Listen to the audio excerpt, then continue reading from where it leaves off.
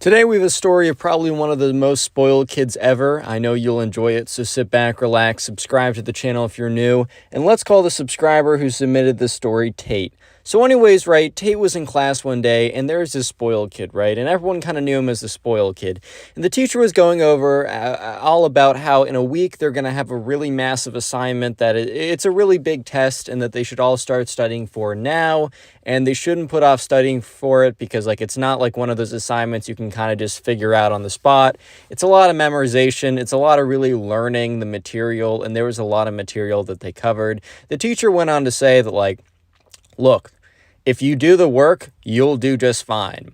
And, like, I'm going to give you all the benefit of the doubt when grading this. Like, if you even can show me that you, like, know something, I'm going to grade it nicer, you know? But the thing is, if you don't study for this, you're not going to do well. I've definitely had a lot of tests like that back in my day.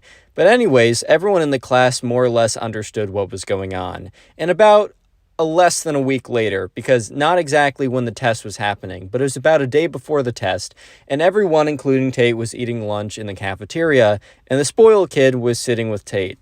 And Tate was kind of like, everyone at the table was kind of talking about the test and how they were preparing for it. And the spoiled kid was like, you guys have been studying? And, you know, Tate's like, yeah, of course I've been studying. Like, I want to do well on this assignment, man. And they're all like, yeah, like, look, I don't want to be studying, but, like, I know that, like, this is a pretty big deal.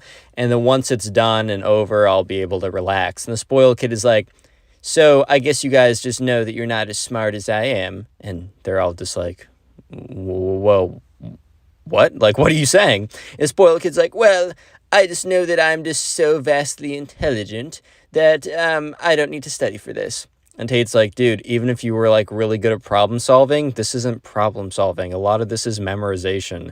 Like, you can't just smart your way out of this. And also, like, how smart do you think we are? Or how smart do you think you are, especially compared to us? Do you think we're idiots?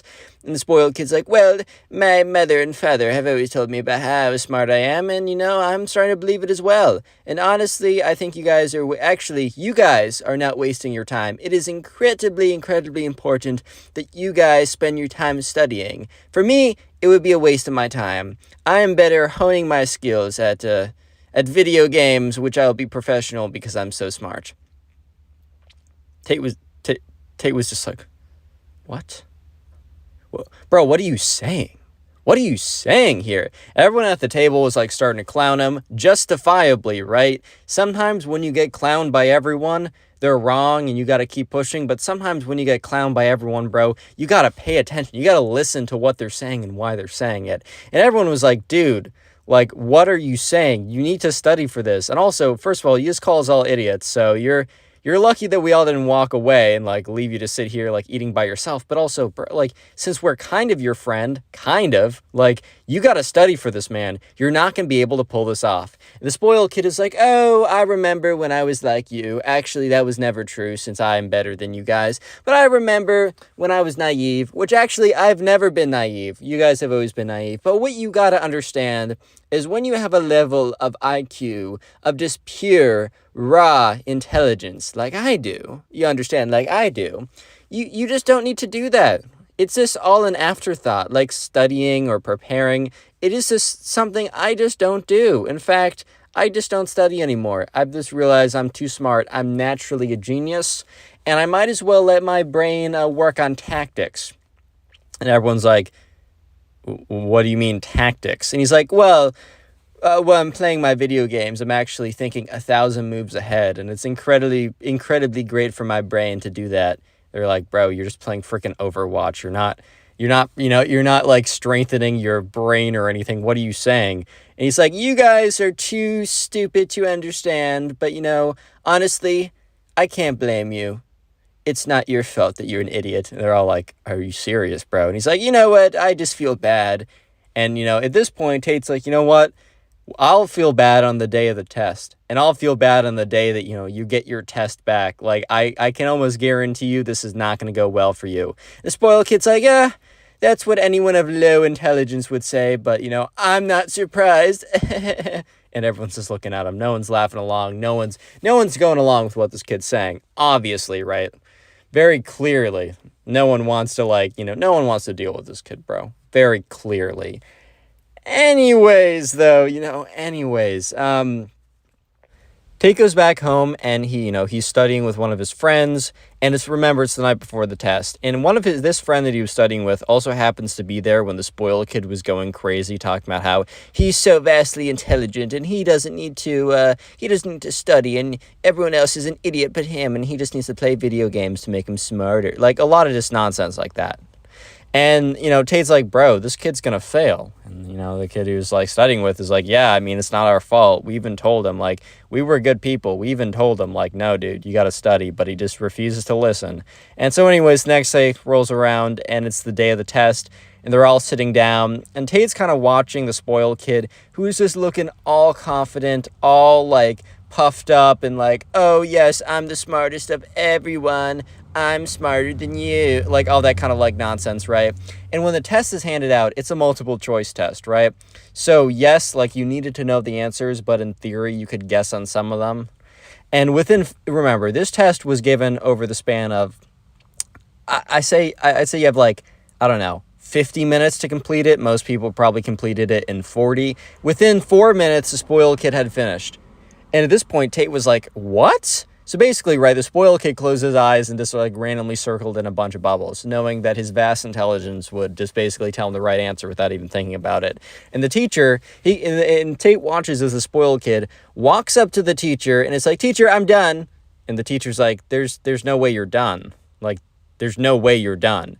And, spoiled kid's like, no, teacher, I double-checked my answers. I just know them so well. And the teacher's like, I'm going to ask you to check them again. And the spoiled kid's like, fine. And he kind of how kids will mope back, oh, whatever. He kind of moped on back. He was slouching, whatever. He looks at his paper and then he flips it over. And within 2 seconds, he walks back up. And the teacher's like, okay, once you hand this in, I just want you to know, can't have it back, right? You can't have it back. Are you sure that this is the exact answers you want? The spoiled kid's like, yes, I'm sure.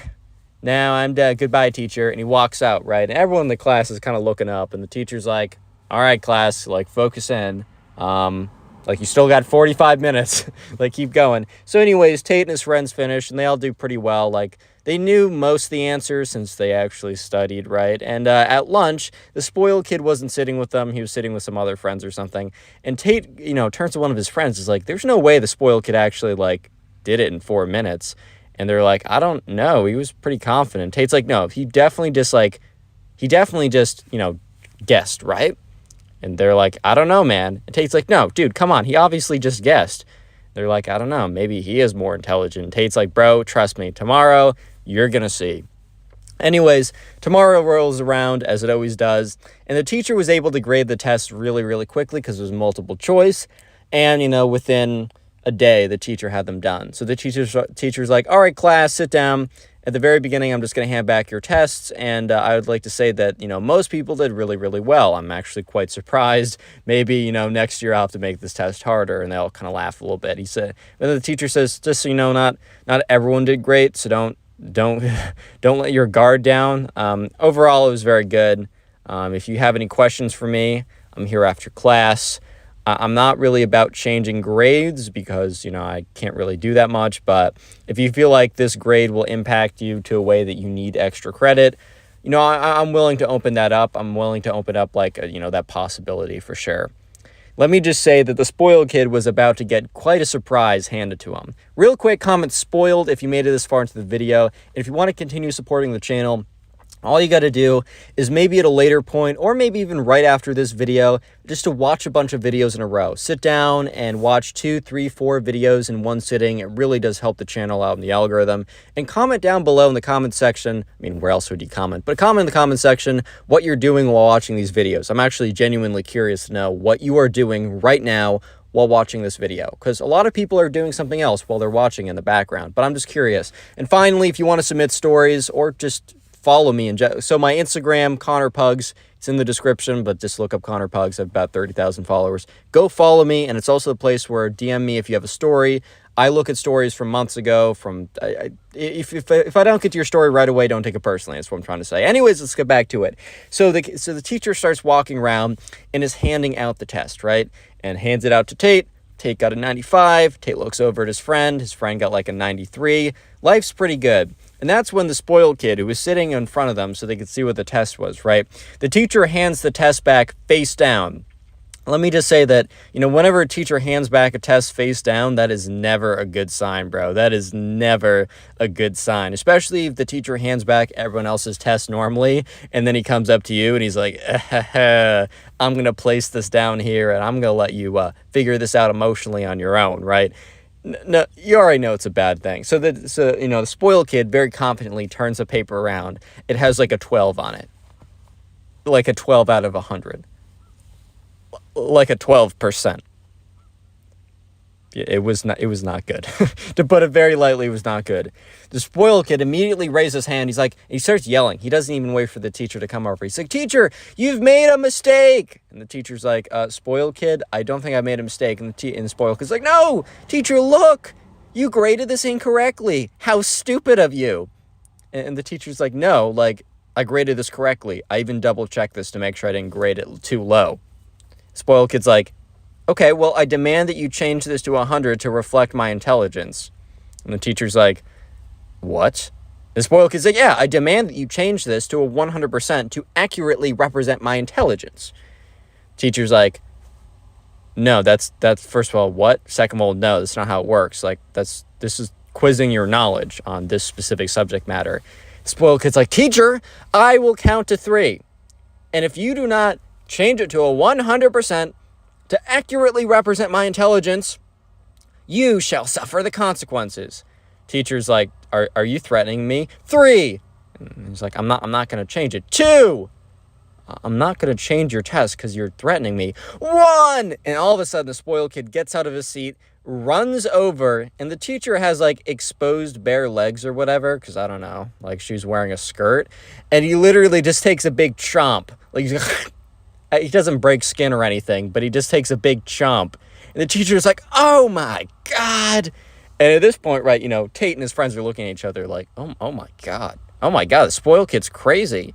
And the spoiled kid, like, kind of like like hinges his jaw from her leg. Didn't break the skin, just does like one of those little baby bite mark things. He's like, "If you don't change it to 100% now, like, I'm going to bite you again." And at that point, right, the teacher literally, like, picks up the spoiled kid by the scruff of his neck or, like, the scruff of his collar, right, and starts dragging him out. He's like, no, all I ask is that you accurately represent my massive intelligence with the grade. Is that too much to ask? Is that too much to ask for, teacher?"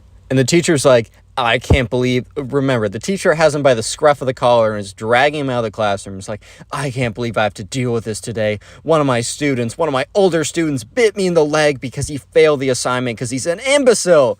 Little out of pocket for the teacher to call the kid an imbecile, but I feel, and no one in the class is going to snitch. That's 100% true.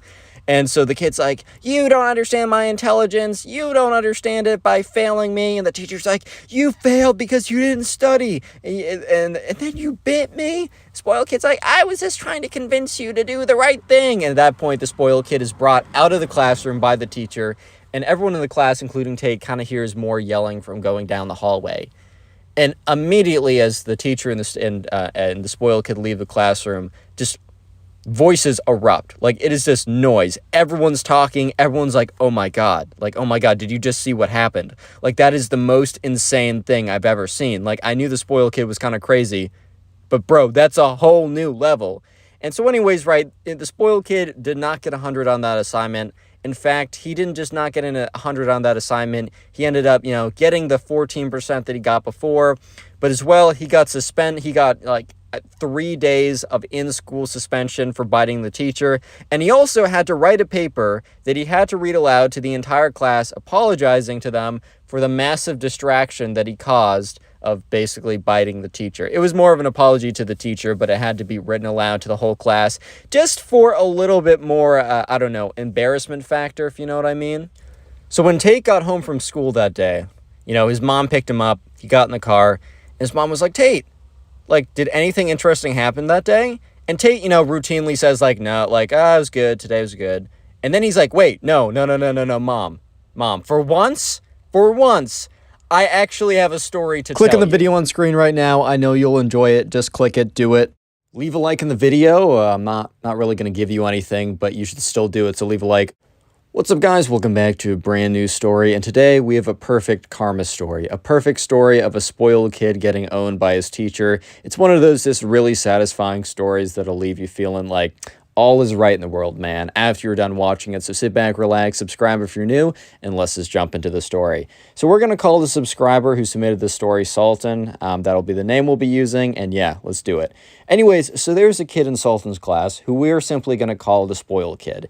And this kid was not only a kid who had access to a lot of money, which, I mean, he did, but just because you have access to a lot of money doesn't necessarily mean that you're like an entitled brat or a spoiled kid or anything like that. You could be genuinely a good person and just happen to have access to a lot of money. You can also be a poor, bad person. Like, you can be either or. However, way too often when a kid has access to too much money and knows other people don't, he kind of feels this sense of entitlement, or she feels this sense of entitlement of like, I earned this, even though, you know, as you get older, hopefully you learn that you didn't. So this spoiled kid was one of those kids who would wipe his butt with a $100 bill if he was given the opportunity, and then brag to everyone about how he wiped his butt with a $100 bill. Like, he was that type of spoiled kid. And he was also just a jerk to everyone who's very entitled. He was very like, I deserve everything because I exist, therefore, like, I should have.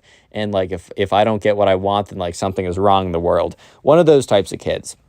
So anyways, just like starting off the story, we're starting it off with a bang because it is show and tell. And I don't know if you guys had show and tell. I had it like very briefly in 3rd grade. Some kids had it like every single year through even high school, which is pretty crazy. But these kids were in 6th grade and they still had show and tell. I think the teacher just was like, I don't know what else to do. It's like, I see all my other teachers doing it, even though the teachers were like 2nd grade teachers or whatever. So the kids were a little weirded out by it, but they're like, whatever, we'll do show and tell. And we're starting off with the spoiled kid who walks up to the front of the class to show off his item for show and tell. And like, for example, Sultan brought in one of his like, I don't know, one of his old, like, 1980s vintage, like, Superman comics or something. That was one of the things he was super interested in.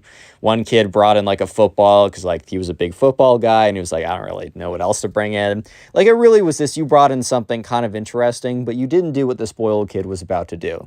So the spoiled kid comes into class, and he walks up to the front, and he takes a box. He has this like box in his hand, and it's kind of like a smaller box. It's like a square shaped box, so it's not a rectangular shoe box. It's a square shaped box. He opens it up, and inside is this shiny watch. It seems to be like one of those silver plated watches, but it definitely looks very expensive. However, you could have just left it at that. Like, the thing that makes it, like, maybe, here's the thing, if you had a really expensive watch, maybe it wouldn't be the worst thing in the world to bring it in and show it off for show and tell. However, the spoiled kid goes too far. Because when the spoiled kid's up there, he's like, hey guys, like, for my item of show and tell, I wanted to show you off this watch. I got this watch for my 13th birthday, which, bro, for my 13th birthday, I got a Star Wars action figure, which was fire, by the way. I was so happy. But this kid's like, yeah, in this watch, I want to play a little game with the class. And everyone in the class, including Sultan, were kind of looking at each other like, what does he mean he wants to play a game with the class? Like, what does he even mean by that, bro? Like, lol, okay, what? And he goes on to be like, yeah, so I'm going to take guesses. We're going to play higher, lower. We're going to play higher and lower, guessing how much this watch costs. Which, first of all, like, dude, if you're going to say it, just spit it out. Like, you don't have to drag this out. But also, if you're bringing in something and the whole point of the item is that it costs you a lot of money, like, that's like the lamest form of flexing I've ever seen. Like, I don't know, like, like, even just wearing it, like, leave it, like, everyone knows that this watch is probably expensive. They all know that you're the spoiled kid who gets whatever he wants. And yeah, the watch is probably expensive, man. So, I don't know, like, you just don't have to say it. But eventually, like, no one is raising their hands because no one wants to be like, oh, is it $5,000 just to boost the kid's ego? And he's like, no, more, ha ha, whatever. No one wants to boost this kid's ego because it's already boosted up to the moon and beyond. So eventually the spoiled kid's like, no guessers? You guys are completely like lost or whatever? He like mutters under his breath, figures. And he's like, well, let me just say that if you're going to guess anything under $1,000, you're wrong. Just pure silence. It was super cringe and uncomfortable because like, I know that this kid thought he was like the most, the coolest, Like, wow, this kid is so awesome. I wish I was like him. However, literally no one felt that way after hearing this. They just thought that he was like an entitled kid slash spoiled brat. And yeah, so he goes on to say, well, teacher, do you have any guesses? And the teacher can't just be like, isn't like kicking him off, but obviously isn't super happy with the way this is going. So he's like, no, I don't actually. And the spoiled kid's like, fine, I'll tell you, $10,000. And everyone kind of just looks at him. Obviously, that's a ton of money, and especially for a watch, that's a lot of money. But, you know, everyone's kind of just looking at him like, okay, dude, like, do you want a prize? Do you want an award for that? Do you want an award that someone bought you a $10,000 watch? Like, you're not getting my admiration or respect. So do you want, like, I don't know, do you want a trophy that says like biggest flexer in the school or something? Yeah, so the kid just like is like, yep, and that's all I want to say. And he sits down, and yeah, that's just like, and that's that to start off the story with something like that just shows you a little glimpse of what this kid is like. But when he sits down, he doesn't sit back in the spot he was normally sitting. He sits next to this girl. This girl we're going to call Kate, because I call like a third of the girls in my stories Kate, because it's easier for me to remember, because name of my friend back home. Anyways, so Sultan happened to have a crush on this girl, right? And he saw that like the spoiled kid, instead of sitting back in the seat he was just in, sat next to Kate instead. And he was talking up Kate, and, you know, to give credit where credit is due, the spoiled kid was low-key pretty good at flirting. He was actually cool with it. He was good with it. And I hate to give him credit because, like, no one wants to give the spoiled entitled kid credit, but I gotta be fair in these videos. Dude was definitely running it up.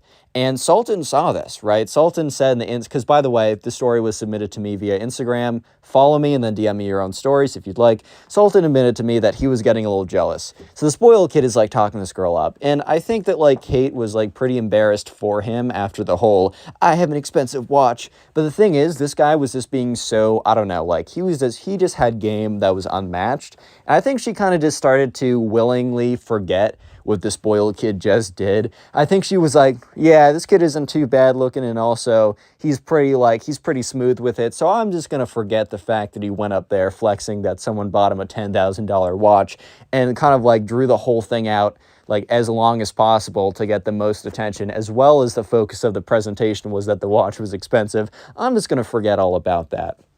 So yeah, Sultan had to watch for the next 20 minutes, and because by the way, other people were going up there, showing off whatever they had, and everyone else's presentations for show and tell were pretty normal. Like, they were pretty normal people presentations or whatever. However, the spoiled, and yeah, no one was showing off, oh, here's $1,000 gold brick I wiped my butt with. But yeah, the thing is, the spoiled kid wasn't showing any attention to these kids' presentations. He was just whispering/whisper flirting with the girl next to him, which was Kate. Unfortunately, this was Sultan's crush, so the next 20 minutes were super infuriating, not just because some random guy was flirting with Sultan's crush, which it's always tough. Dude, I've been in that situation a lot where you see someone else and you know that they're doing a good job, and they're basically just saying like, hey man, that's tough for you, but this girl's mine, man. I've been in that situation. It's unfortunate, but it's even worse when that person is the worst. Like, at least if it's a good guy, you're like, dang, I lost out. Like, I'm taking the L, but at least she's taking a W. The thing is, though, Sultan knows that this guy's the worst. So yeah, this was like the most excruciating 20 minutes of Sultan's life. However, things turn around for Sultan because, you know, he's talking with his friends, and his friends all know that, like, he has, like, a thing for Kate or whatever. And they're all, like, at the lunch table every day. They're like, did you talk to her, bro? Did you talk to her? Most of the days would be no, and they'd be like, dude, come on. But one of the days, he'd be like, yeah, like, we had a little conversation. They'd be like, let's go, let's freaking go. And they'd all, like, stand up in the lunch table and go, like, bum, bum, bum, bum, but, like, bang their table. It was cool. It was a fun time. But they also all knew about it. So when Sultan was explaining what happened, the guys were like, dang, bro, like, that's mad tough. Like, I hate to see that, like, especially with that kid. Because, like, this, even though those guys weren't in the class with Sultan, they just knew that that kid was the worst, just in general. However, when the kids was like, you know, he's like, wait, I think I have something to say.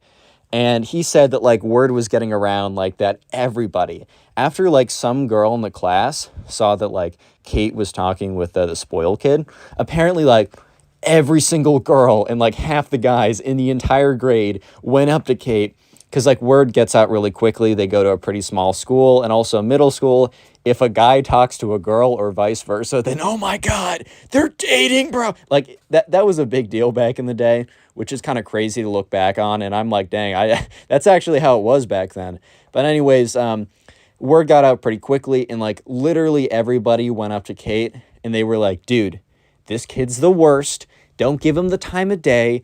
I know he's smooth with it, but trust me, he's terrible. And the nail in the coffin for the spoiled kid is when his ex-girlfriend, sure, they're like in 6th grade, so oh my God, 5th grade girlfriend, that's so serious. But anyways, when his ex-girlfriend goes up to Kate and is like, look, I know you might be thinking I'm just saying this because I want to get back with him, but I guarantee you I will never even talk to that kid again. And she goes on to list all the reasons why their relationship failed and why it was a terrible experience and why she shouldn't be anywhere near that kid because he's like the worst, most entitled, spoiled kid like ever. Yeah, so eventually Kate, just like the next day, Sultan goes into class and the spoiled kid sits right next down to Kate. And before, like, even though the spoiled kid was very, like, smooth with it and he had a lot of game or whatever, at this point, like, you know, Kate, like, the day before, Kate was at least responding with, like, complete sentences. She was, like, responding like a normal person. But today, for some reason, the spoiled kid was very confused because today she came in and she didn't say anything, dude. Like, she would be like, yep, okay, haha, whatever. Or just flat out ignore stuff sometimes. Like if the spoiled kid made like a joke under his breath, even if that joke was funny, like the day before she would laugh at everything. She'd even like overemphasize like how funny she thought it was, right? But today, she made it look like every joke bombed, bro. She made it look like this kid had a Netflix special that got 1 star or something, dude. But the spoiled kid was just really confused. However, the spoiled kid apparently really liked Kate. And this was not good for Kate. Because the spoiled kid would start to get a little bit desperate in his attempts. And by a little bit desperate, I mean you are about to see the most uncomfortable and cringe thing I've probably ever... okay, maybe not ever told on the channel. I've told a lot of stories that are pretty cringe, which if you guys are bored, feel free to check out the playlist of my stories linked in the pinned comment after this one. But yeah, you're about to hear one of the most uncomfortable things I've told on the story in a second, on the channel in a second, told on the story. Guys, I can't even speak English properly. I gotta take some more English classes. But yeah, the spoiled kid gets a little bit desperate for Kate's attention. Let's just put it like that. He gets a little bit desperate. Real quick, if you made it this far into the video, comment spoiled down below. That'll be the secret keyword of the day. If you want to farm some hearts on the channel, I will try and heart a bunch of comments to say the secret word down below. And also, if you do want to support the channel, I mentioned this a second ago, but there is a playlist in the pinned comment down below. If you put that playlist on, it's all my old stories. If you put that playlist on while you're doing something like, I don't know, cleaning your room, playing video games, drawing, trying to go to sleep, whatever, right? It actually really does support the channel because watch time's really good. And please let me know in the comment section what you were doing while watching my videos. I read the comments all the time, and I'm genuinely so interested to hear what you guys are doing. And also, I try and hard and respond to those comments because it's my way of saying thank you for supporting the channel by watching the videos while doing other stuff. Let's get back to the story as the spoiled kid is about to do something pretty mega cringe. So let's get into it. Yeah. So a couple days later, and this is a couple days of, you know, this spoiled kid failing to flirt with Kate. At this point, every single day, Sultan, while he's not, he's not making his moves with Kate, so he can't really be too happy about it. However, he's sitting back, and he's watching the spoiled kid basically flailing his arms around in a sense, by the way that he's just like trying to talk to her and it's not working. But on Friday, they were supposed to do presentations on countries, because this was like, I don't know, a geography class. I think the last time I had a quote-unquote geography class was like legitimately in 6th grade. I haven't had geography class since 6th grade. But anyways, since they're in a geography class, they were each given a country to do a presentation on. It wasn't that deep. Like, this wasn't worth like 100,000% of their grade, and if they even like coughed in the wrong time, they would fail immediately and be kicked out of school and then have to literally live on the streets from that point on. It wasn't that deep. However, it still was a presentation that was worth like what a quiz would be worth, and you had to do it in front of the entire class. I guess though, the spoiled kid decided that, he was just going to take a 0 on this presentation because he decided that this presentation was a perfect opportunity to basically try and win Kate back, quote unquote, right? So he decided to do something very cringe and very uncomfortable because Sultan goes up there and he has a presentation on, I don't know, man, Libya, right? And he goes like, oh, the GDP of Libya is whatever. Here are some cultural things I found interesting. Here's like the history of it. Here's the current president, whatever, right? And he goes down and everyone's doing the exact same thing. And that's when the spoiled kid goes up there. And Sultan low-key thinks that in the presentation, the spoiled kid's gonna like accidentally include an image of the spoiled kid sitting on his bed covered in a pile of money and be like, oops, how did that get there? Right? But Sultan has no idea, is not prepared for what is about to come, right? He is simply not prepared for what is about to follow. So the spoiled kid goes up there and he starts the presentation. And immediately everyone realizes that this will not be a normal presentation and this will not be a normal day in geography class. Because the presentation starts not with a photo of a country, not with the name of the country. He was supposed to do Argentina, not with the name Argentina or a photo of Argentina or anything like that, or not even a blank like slide. Like it's not like he messed up and he added a blank slide. On there says, reasons to date spoiled kid. And by the way, whenever I say spoiled kid, fill in a name in your head. It's just easier for me to say spoiled kid. Yeah, so anyways, he's like, reasons to date spoiled kid. Yeah, the presentation literally says reasons to date spoiled kid. So everyone in the class starts like mumbling to each other. Some people are very shocked. And the teacher... Dude, I don't know why in all these situations the teachers always just let these things run on, but the teacher must have like not been paying attention, been spacing out because all the presentations were low-key kind of boring. I mean, it's just like the GDP of Japan is 100, like boo, boring, I don't care. And I think the teacher was spacing out because he was not paying, he did not stop this, right?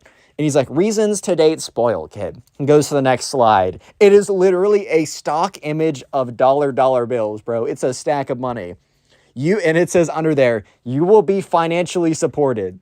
Literally saying, I will be your sugar daddy, bro. That's legit what this kid was saying. And he was like, he says, all right, so as you can see in the first slide, and I think this kid was being very careful not to expose himself right away, because the teacher would have heard if he's like, reasons to date me. Number one, I'm rich. But he's like, everyone, so as you can see in the first slide, this is true. And everyone's like, bro, what? And Sultan's like, hey, yo, bro, like, what is going on right now? Like, this is legit crazy. Yeah, and then he goes to the next slide. And it literally says, super... Bro, it says super handsome. He announces himself as... His reason number 2 is that he is self-proclaimed super handsome. And it's a photo of like, okay, I wish he put a photo of handsome Squidward in there, but it was just a photo of himself. I think it would be much funnier if he put a photo of handsome Squidward. That would be much funnier in my opinion. But yeah, it is. It's a photo of himself, and number 2 says like super handsome. And Sultan looks over, and Kate looks appalled, bro. Like I think Kate was like kind of just taking everyone else's word before when they were like, you can't date this guy, he's the worst. I think she was kind of a little disappointed, but like trusted, especially when, you know, his ex-girlfriend came up and said, yeah, this guy's the worst, that she's like, all right, fine. I think like she just had a look of like, oh, so this is why he sucks. Okay, that makes sense, actually. This right here, this makes sense. Okay, cool. Yeah, and then he goes on to the next slide, and it's like, we'll pick you up in fat whip. And it's a photo of like, it's like a photo of like his dad's car or whatever. It's like one of those like nicer cars. Like, I don't know if it's a full on like Ferrari $3 million crazy car or something like that. But it's like one of those Porsche Mercedes type. It's like one of those cars that could run up for a lot of money, which is kind of dumb at a certain point. Like, if you like nice cars, you like nice cars. But dude, I kind of feel like at a certain point, you're just burning your cash, but whatever, right? He's like, we'll pick you up in nice whip or whatever. And then the next slide is the worst one. Because the next slide, he's no longer talking about himself. No. He is no longer talking about himself. He now says, so, ... And everyone's like, where is this going? It's like dot, dot, dot. And this is when the teacher starts to pay attention. And he's kind of like, what? Like, what is this presentation? Because he must have been spacing out for the, I'm so rich, I'm so handsome, and I have a nice car part of the presentation. Because he definitely would have stepped in and been like, hey, bro, this doesn't look like Argentina at all. But it just says so dot, dot, dot. Kind of like the next thing's going to be crazy. So the teacher's like, is it like a GDP reveal? Is it a commentary on the internal conflicts in the southern region of the whatever, right? It's like, I don't know what this reveal is going to be. And we click to the next slide. It is the worst thing ever.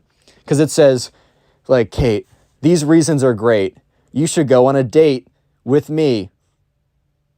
It's fate. It's like a poem, bro. He asked Kate out via poem. It's crazy, right? So everyone in class is like, lol. Everyone bursts out laughing. Like, it is not the reaction I bet that the spoiled kid thought. I bet when the spoiled kid was typing this up, in his mind, he was expecting everyone to be like, oh my God, this makes so much sense. You are so rich, handsome, and have an awesome car and a nice watch and are just so hot. So, of course, Kate would want to go out with you, dude. Oh my God. It was like, I wonder who this guy wants to go out with. He wants to go out with Kate. I'm so jealous. No. And then all the guys would be like, oh my God, how could Kate say no? He's so rich, handsome, and awesome. Oh my God. Yeah, let's just say that how it turned out was a little bit different. Everyone was just freaking out. Like, kids were getting out of their seats and running around with, like, you know, the hands on their head. You know that gif of, like, the guy who, like, leans back after roasting someone and all the people freak out around them? Just imagine but with the class. Like, even Sultan stood up out of his seat, put his hands on his head, is like, oh my God, starts walking back. He has a friend in the back of the room who just, like, falls out of his chair laughing. Everyone's like, what the frick, bro? Like, what is this dude doing, dude? And at this point, the teacher's like, spoiled kid, like, this has nothing to do with Argentina. And some people in the class are probably thinking, dude, you just caught on that this doesn't have to do anything with Argentina? Did you not realize that the first 3 slides were like, I'm rich, I'm handsome, and I have the coolest car ever? Because, yeah, that totally has to do something with Argentina, bro. But everyone's freaking out. You know, Sultan's on the floor laughing. He's slamming his hand against the desk, like, oh my God, bro. Like, this is... And at this point, like, Kate is just, like, looking at the ground. She's like, I'm not here. This is not happening.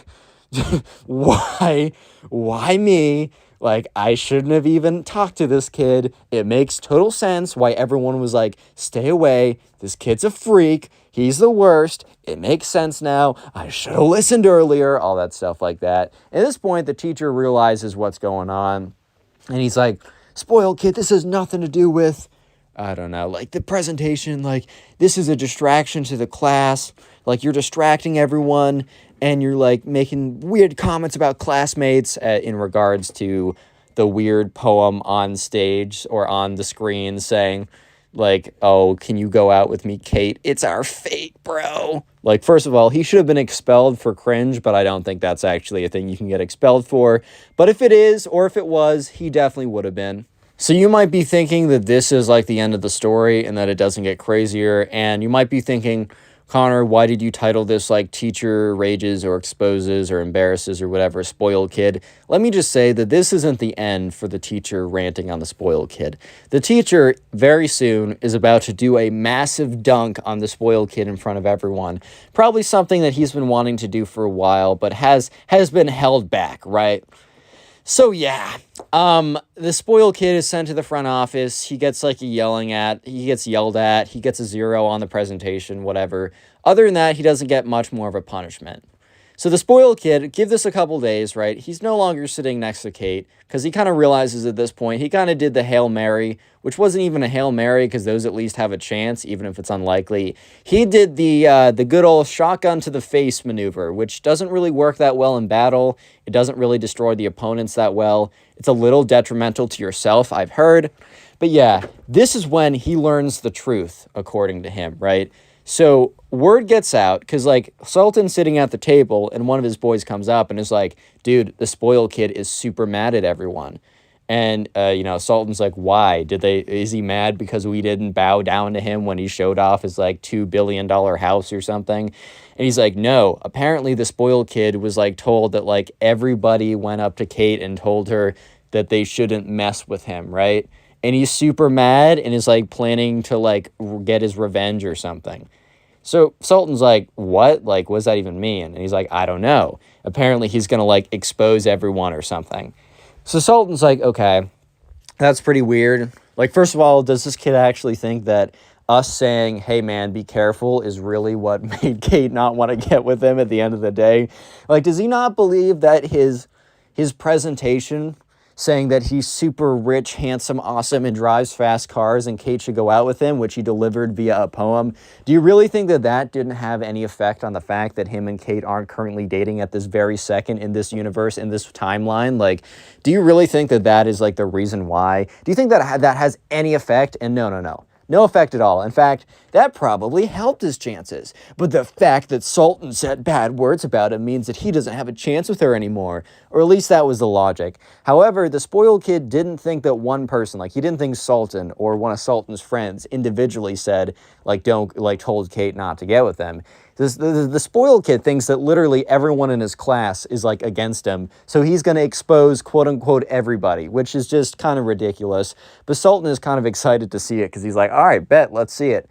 So after class, or the next day comes around and Sultan walks into class and he sits down and the spoiled kid's late. So he's like, oh, maybe spoiled kid's skipping class because he can't handle the fact that Kate's in here and he couldn't secure the bag.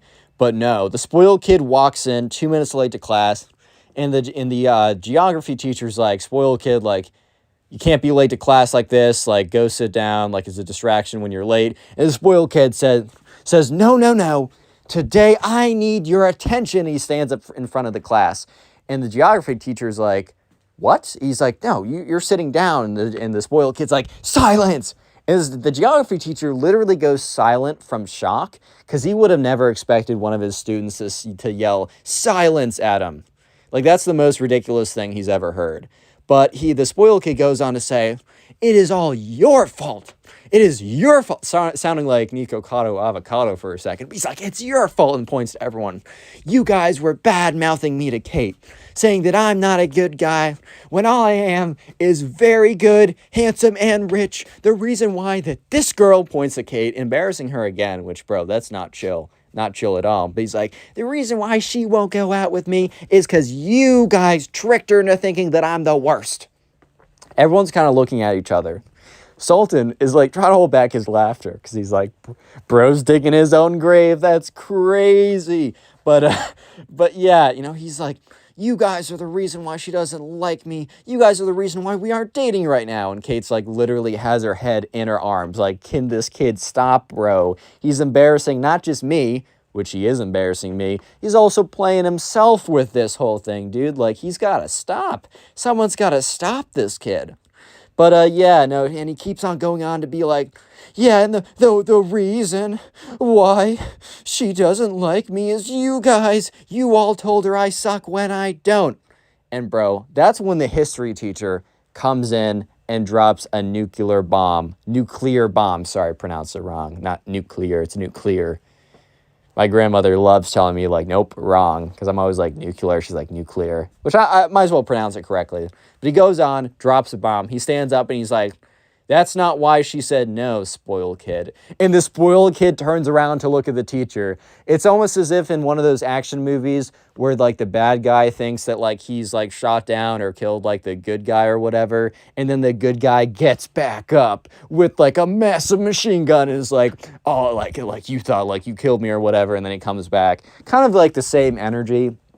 Everyone in the class was low-key stunned because they were not expecting the teacher to come with such fire. The teacher goes on to say, the reason why that she's rejecting you is because you're an entitled, spoiled brat who thinks that just because, like, that he can get anything that he wants and he can be a jerk and disrespect anyone. The whole class goes silent, but this isn't your typical silence. This is your, damn, someone just got roasted silence. And just, like, everyone's attention, every ounce of their attention was on this teacher. Because this teacher was just going in, bro. He was going in. He's like, every day you come in with some kind of entitled arrogance. When we had show and tell, you didn't bring something that you cared about. You brought something that was expensive just because it was expensive.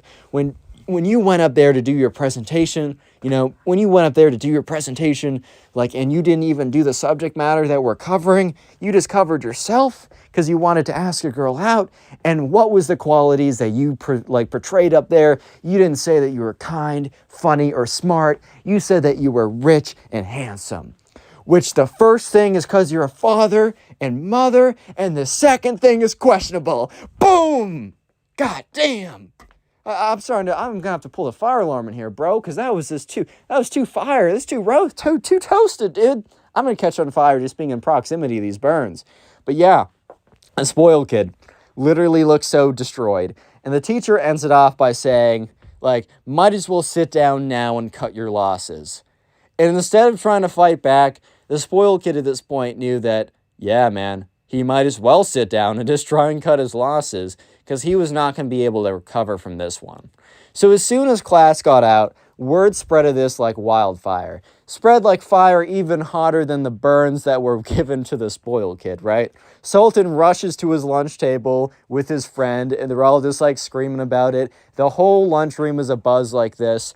And if you don't want this to happen to you, leave a like. I'm just kidding. No, you should leave a like. But if you don't want this to happen to you, just be a good person who doesn't let things like money, or maybe if you're just like a good looking kid or whatever, you just got good genetics, you rolled well, or if you got like money, or if you're really smart, or if you're the star lacrosse, hockey, football, whatever player, if you don't let this stuff go to your head and you're a genuine good person, then this stuff will never happen to you. And that's the moral of today's story. If you want to support the channel, watch another video. Love you guys. Peace. Click on the video on screen right now. I know you'll enjoy it. Just click it. Do it. How's it going, everyone? I hope you're having a good day, because today we have a story of a TikTok girl that fakes being super rich online, but then, she ends up getting exposed, completely regrets it. You already know how it is. So yeah, sit back, relax, subscribe if you're new, and let's call the main person in today's story Allie. So Allie went to this summer camp, right? And at this summer camp, she met this girl named Lindsay. And Allie and Lindsay became really good friends. They had a lot in common, and they just bonded over that. And it was like a really good situation, right?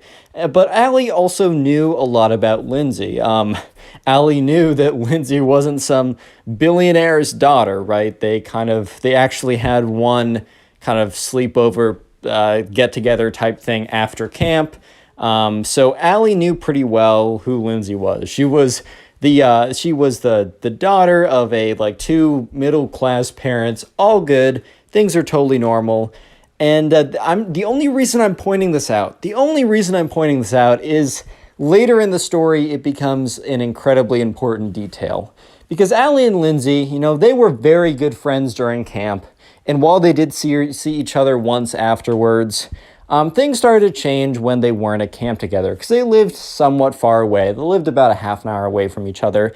And when Allie and Lindsay kind of went back to school, they kind of drifted apart, and they would text each other every once in a while. And one day, Allie was on her TikTok page and she was scrolling, and that's when she saw Lindsay, post something on her TikTok page. And it was a very normal TikTok post. It was just one of those trend videos, something that everyone would be doing, and they would post it and they would just assume that only their friends would see it, but it would end up going mega viral or something. And sure enough, Lindsay's post went mega viral. It got tons and tons and tons of attention, probably close to 1 million views or something. And then all of a sudden, Lindsay started to think, oh my God, I could be internet famous. I got to curate an image of myself.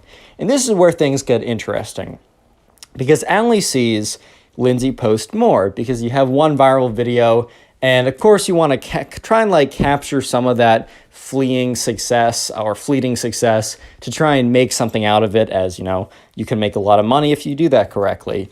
And Allie starts seeing Lindsay post these TikTok videos of her, kind of living this lifestyle that is very clearly not the lifestyle she was living. One example was Allie saw a TikTok of Lindsay in this super expensive car, a $200,000, I don't know, some kind of like BMW type car or something, like the really high-end one, and kind of just like in it and just being like, yes, to like morning vlog in my car or something like that.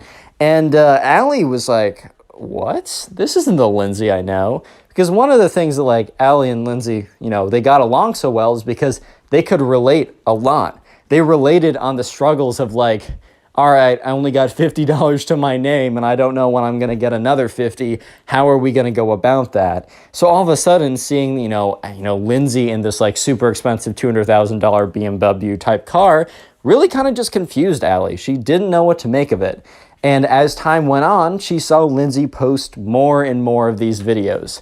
Just like more videos of just like a very just different lifestyle from what she imagined. So at first, Allie kind of just assumed that, you know, Lindsay was just good at being modest in person, but terrible at being modest online, which, you know, is a very weird, I don't know, that doesn't tend to happen. You're either modest in person and completely like even more modest online, or you're super flashy in person and incredibly flashy online. It's never, you're modest in person and you're flashy online. Like that almost never happens. But Allie was like, okay, well, that's interesting of like my former friend. And she didn't mean former friend like, oh no, she's, you know, a TikTok star, I can't like her. She kind of meant former friend like, I mean, I don't talk to this girl anymore. And the thing is, you know, these videos that Lindsay were posting, you know, they did pretty well. They all got like 10,000 views or so. It didn't replicate the same success as the 1,000,000 view video because that video was kind of more relatable. And, you know, these videos were a very stark difference. And Allie started to go through Lindsay's TikTok page and was noticing that like a lot of the comments, like she was going through it. And while there were some positive comments being like, well, girl, I wish that this was my life or something. I don't even know, man. I can't even replicate them correctly. But there were starting to be comments starting to point out inaccuracies, starting to point out flaws in the narrative of these TikTok videos. Specifically, people were saying, if that's really your car, how about you go drive it or show us the keys? And another thing being like, if that's really like something, if you really live in this house, if you really are vacationing to these places, you're kind of portraying it in a way that it could be easily faked. And Allie was starting to notice that some people in the comments, and it wasn't like every comment, it wasn't top comment, it wasn't that guy in TikTok who has those like very obviously fake diamond teeth and he has like a diamond detector, which really is just like a beeper thing. And he puts it on, he's like, 100% diamond, baby. I have $500 million in my mouth or something ridiculous like that. Not everyone thought it was fake, but there were starting to be people, more and more of them, that started to believe that, you know, something's just off about these videos. Something just simply isn't right. And that's when, you know, one day Allie goes on TikTok again and she sees a video. And it's a video that's very strange because on TikTok, there's a feature where you can duet another video, which basically means that you can go and like reply to another video with your video. And it features both the videos. Allie saw a video with like 50,000 likes, so a ton of traction, duetting one of Lindsay's videos. And normally, that's not a good thing. And what Allie saw completely shocked her. Real quick, if you made it this far, comment TikTok down below so I can see how many people made it this far. I'll try and heart a bunch of comments that do say that. And also, if you want to support the channel, binge watch the videos and let me know in the comment section how you're binge watching them. And finally, final little promo thing is if you haven't already done so, go follow me on TikTok. It's literally just Connor Pugs. I have about 7,000 followers there. And what I've been doing is I've been posting short stories to this channel, but on TikTok, I'll be posting them an hour before they're posted on here. So I would just go ahead and follow me on there as well as some other like kind of like original type content. Go ahead and drop me a follow in there. I would appreciate it. Anyways, back to the story. So Allie sees a video that is stitching. That's the word that they use, Lindsay's TikTok. And the video basically, it was replying to the infamous video from Lindsay of her in her like $200,000 BMW car. And it shows like the video originally just shows Lindsay in the $200,000 BMW car being like, hello girlies, this is my morning routine or something like that, right?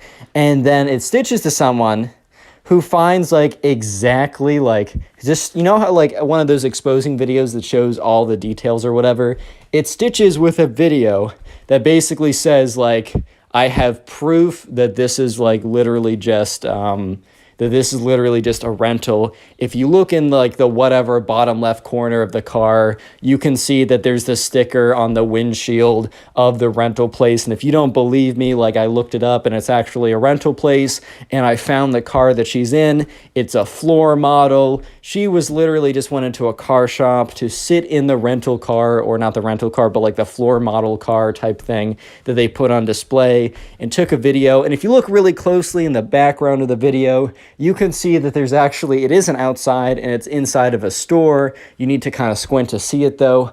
And the video, they got a ton of engagement. 50,000 likes means around like 150 to 200,000 views, basically exposing that, Lindsay was faking the whole thing. And Allie was kind of taken aback, but also not super surprised, since the very kind of like humble, down-to-earth girl that she knew, Lindsay, she kind of knew that she came from a pretty normal household. And Allie kind of just assumed that once Lindsay got a little bit of TikTok fame, she wanted, the whole world to be impressed with her or whatever. So she decided that, material belongings were going to be the best way to get that accomplished.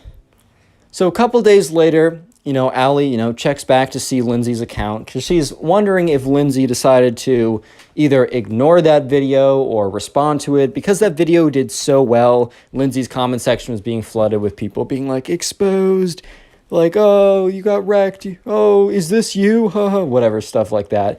And when Lindsay went back, she was struggling to, or when Allie went back, she was struggling to find Lindsay's account, and she went to because she left a like to kind of bookmark the video exposing her, and she went on the little, because like a video that duets someone or stitches it will feature the original account in the caption. So she clicks on Lindsay's account, and sure enough, Lindsay's account is just completely gone. And Allie sends a text to Lindsay being like, hey, why did you delete your TikTok account? Not saying like, L, you got exposed, or anything like that. She was just kind of questioning it. And Lindsay just never responded to Allie. And Allie can only assume that, Lindsay was just so embarrassed by the whole ordeal, which I would be pretty embarrassed too. That is quite embarrassing, that she just deleted her account and just went about her life. Click on the video on screen right now. I know you'll enjoy it. Just click it, do it.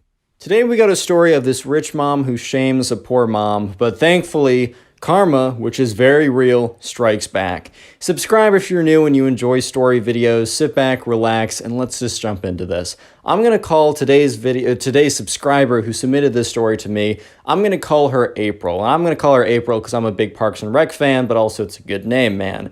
Anyways, right, so this all happened one day when the school that April went to was having a bake sale. The whole idea of the bake sale was that parents who wanted to participate would come in and bake something and put it out on this kind of like the bake sale, and then other people, including those parents if they wanted to, could go around and buy other people's pastries or desserts or whatever they baked, and the money would go to, I think, like the school's fund for teaching supplies.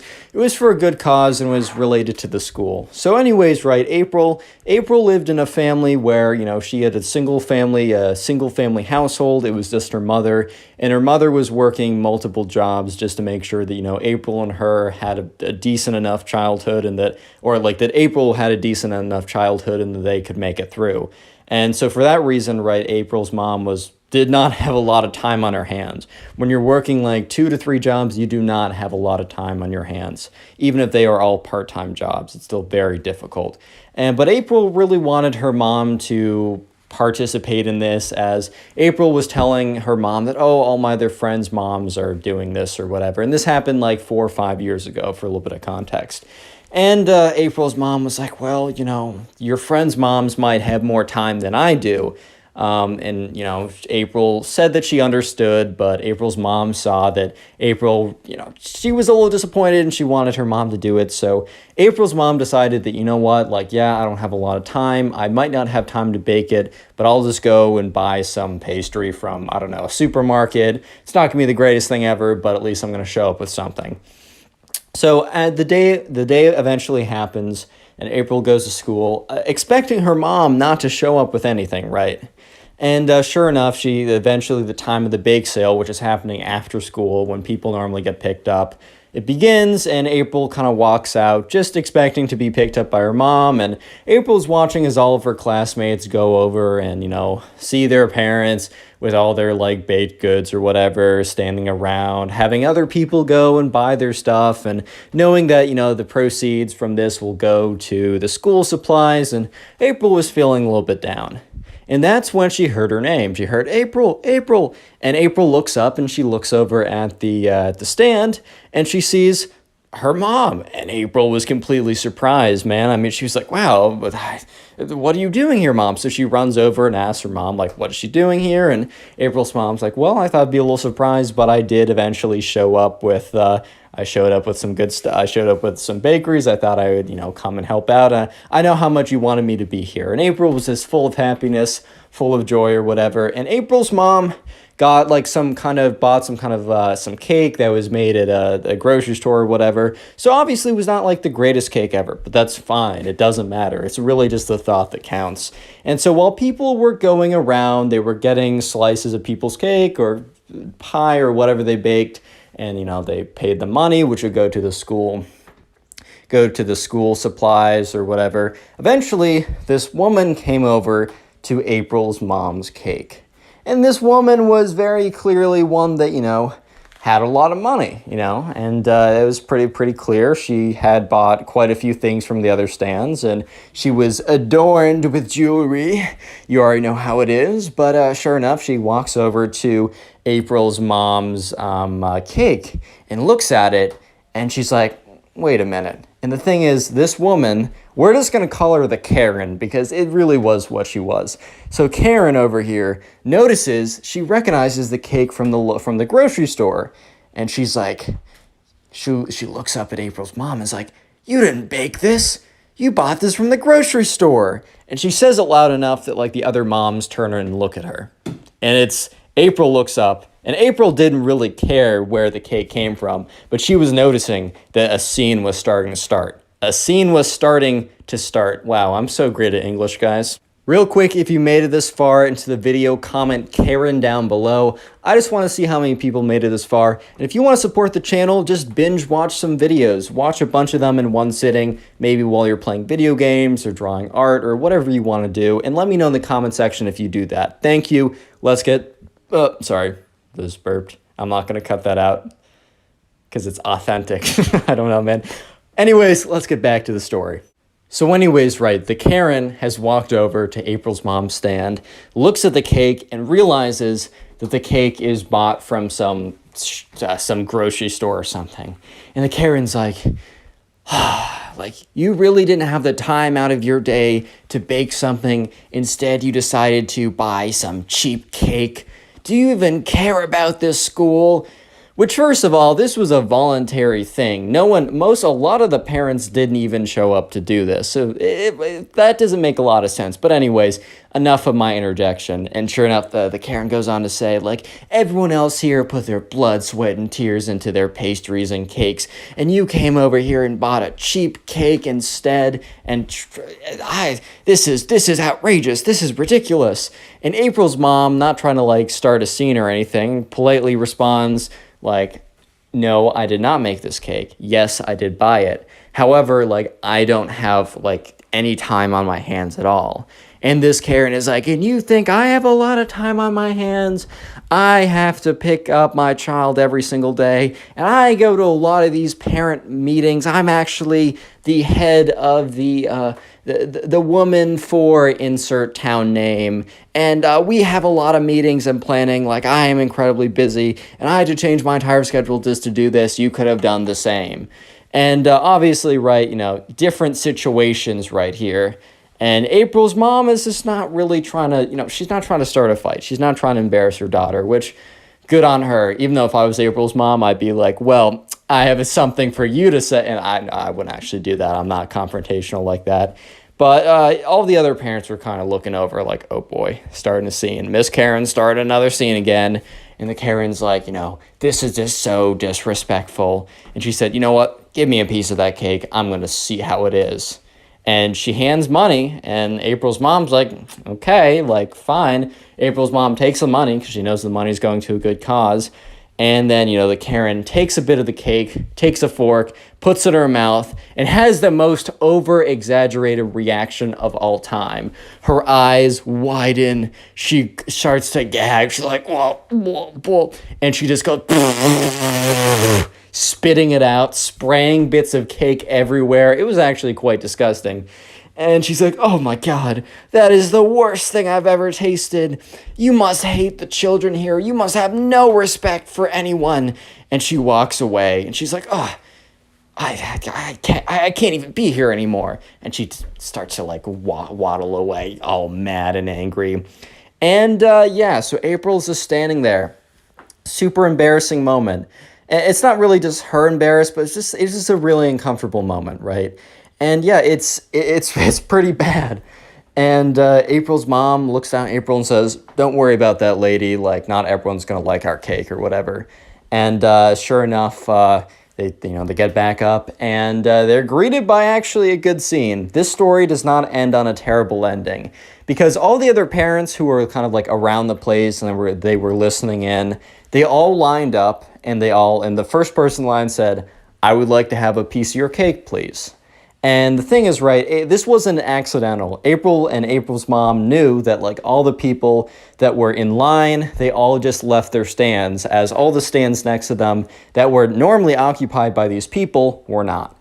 And most likely what happened was they heard the altercation, they felt really bad for April's mom and April, and they decided they'd get in line and, get it like the cake or whatever. So sure enough, they all went through the line, and by the end of it, the entire cake was gone. Everyone bought all of it, and they were like, well, thank you so much for the cake. It's so good. Like, oh, you raised all this money. And, April's mom shows April all the money they raised, shows that the cake is gone.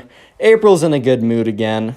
But don't think that this story ends here, because I said karma happens. Karma doesn't mean someone does a bad thing to someone and then a good thing happens to someone else. That might happen. Karma means if someone does a bad thing, something bad happens right back to them. So one of the people who was in line, right, was a very important person in like the Women's Association for insert town or whatever.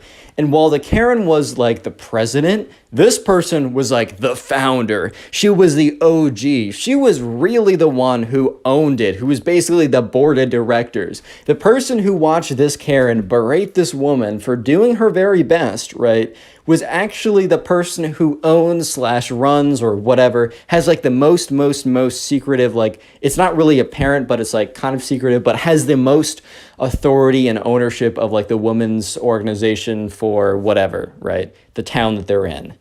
And sure enough, right, April is like, this is weeks later, April's mom is like, oh my God. And April runs in and says, what's up? And April's mom is on Facebook, and she said, oh, do you remember that woman from weeks ago? And we're just going to call her the Karen. And April's like, yeah, Karen, I remember her. And she said, oh, she's being let go from her position as president of the Women's Association. And April's like, what? And April's mom's like, yeah, look, it's the Women's Association, says the board member, or like the real owner or whatever, I don't know what title it was, basically made a statement saying we will be changing presidential positions, or we'll be having the president step down due to disgraceful actions or something, or just not representing our organization in our community appropriately. And April's mom is like, so April, what does that mean? And April's like, store-bought cake is good. And April's mom's like, nope, no, it means you got to be a good person, April. Click on the video on screen right now. I know you'll enjoy it. Just click it, do it. Today I have a story time of probably the most spoiled girl of all time, that when she got a present that wasn't exactly what she wanted but still was pretty good, she completely freaked out, and it was pretty hilarious. So yeah, sit back, relax, leave a like on the video for free nothing, and let's get right into it. So the subscriber who sent in today's story, we're going to call him Nathan. By the way, I get all the names from my stories for the comments, so leave a comment of a name you'd like And also, if you want to send in a story like Nathan did, you can do so either to my Instagram in the description or join the Discord server and send it there. That is also in the description. Anyways, right, so Nathan had this friend, or friend in quotation marks, because, like, Nathan wasn't, like, super close with her. But you know when you guys are in, like, first grade or second grade, or even, I think Nathan said he was in, like, 4th or 5th grade at this point. But when you're younger, right, if someone goes to your school and your school is small enough, Nathan's class was, like, 25, 30 people. So when your class is that small, you're kind of like default friends with everyone. Like, you might not actually hang out with them that much, but by default, you're just kind of friends with them.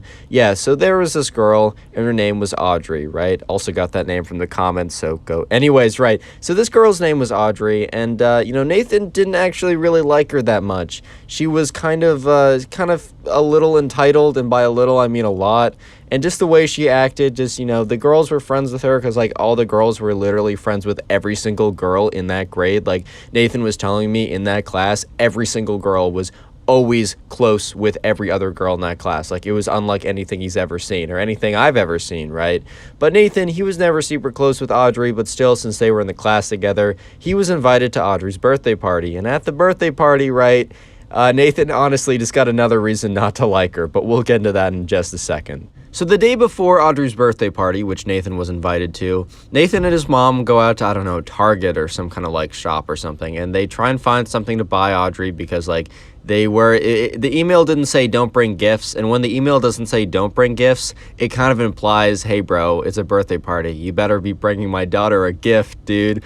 But anyways, they go around, and, Nathan's mom's like, Nathan, do you have any idea, like, what Audrey would like? And Nathan's like, Mom, I have no idea. And she's like, all right, fair enough. So, Nathan's mom, picked out something that she thought, Audrey would like. And Audrey's mom didn't even send out, like, a list of stuff people should get, which is a little tip.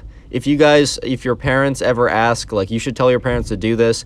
If you have a birthday party, tell your parents a list of stuff that's affordable, that you would like, and you'll actually probably get more presents you actually enjoy.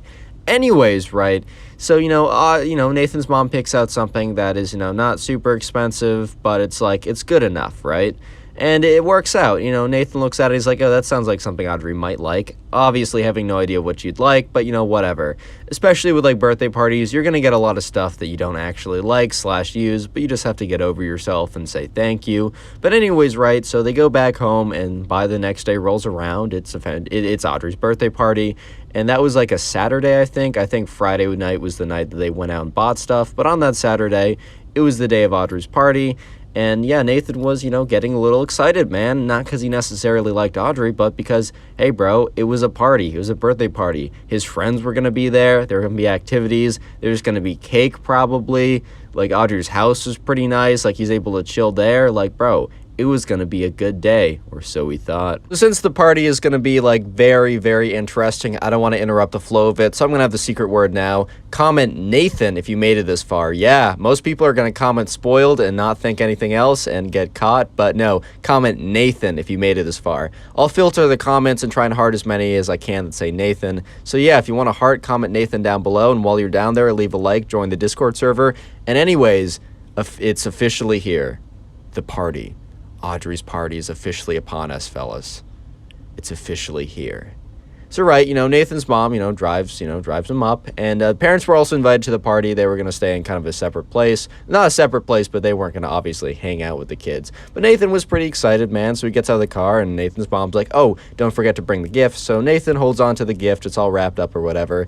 And they go to the door, and Audrey's mom's like, oh, thank you so much for coming. Like, oh, I can take that for you. Thank you so much. Like, whatever, right? Standard mom stuff.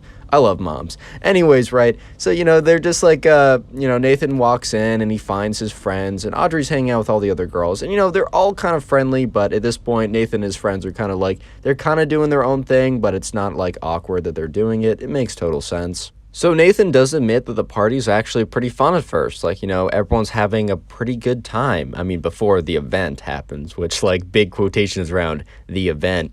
Nathan and his friends are hanging out, cake is served. Like, actually, no, cake is not served. That's served later, because that's a whole event as well. But anyways, right, there's, like, some punch, there's, like, some snacks. They're out, like, Audrey has a pretty nice backyard. I mean, she's got a pretty good house anyway, so there's, like, a lot of activities to do. I think there's, like, a swing set or something. So Nathan and his friends are having a pretty good time, bro. They're kind of having a blast. And all of a sudden, right, Audrey's mom kind of like yells out, being like, all right, guys, it's cake time. And, after cake time is present time, which is even worse than cake time, but we're getting to that in a second. Don't worry. So anyways, they all walk in, and, the Audrey's mom is like, all right, guys, when Audrey walks in, we all need to sing happy birthday to her. She's going to blow out the candles and make a wish, and then you can all have cake, but we're going to give it to her first because she's the birthday girl. Standard stuff, right? So anyways, right, Nathan and all of his friends, they gather around, and, Audrey walks in, and she's like, oh my God, there's cake or whatever, and everyone's like, happy. I'm not going to sing to you guys. You got to pay for that on my OnlyFriends. But anyways, right, everyone's singing, like, happy birthday, and then, she goes up, and she's, like, so excited. She's like, oh, yay, cake, whatever. And Nathan's just like, bro, I'm trying to eat some cake, bro. And, she blows out the candles and is like, all right, cake time. So, she gets a piece of cake, and then she's like, is that it? Because her mom was cutting the cake. She's like, yeah, Audrey, that's a pretty big piece. And she's like, no, I want that piece too. And everyone's like, okay.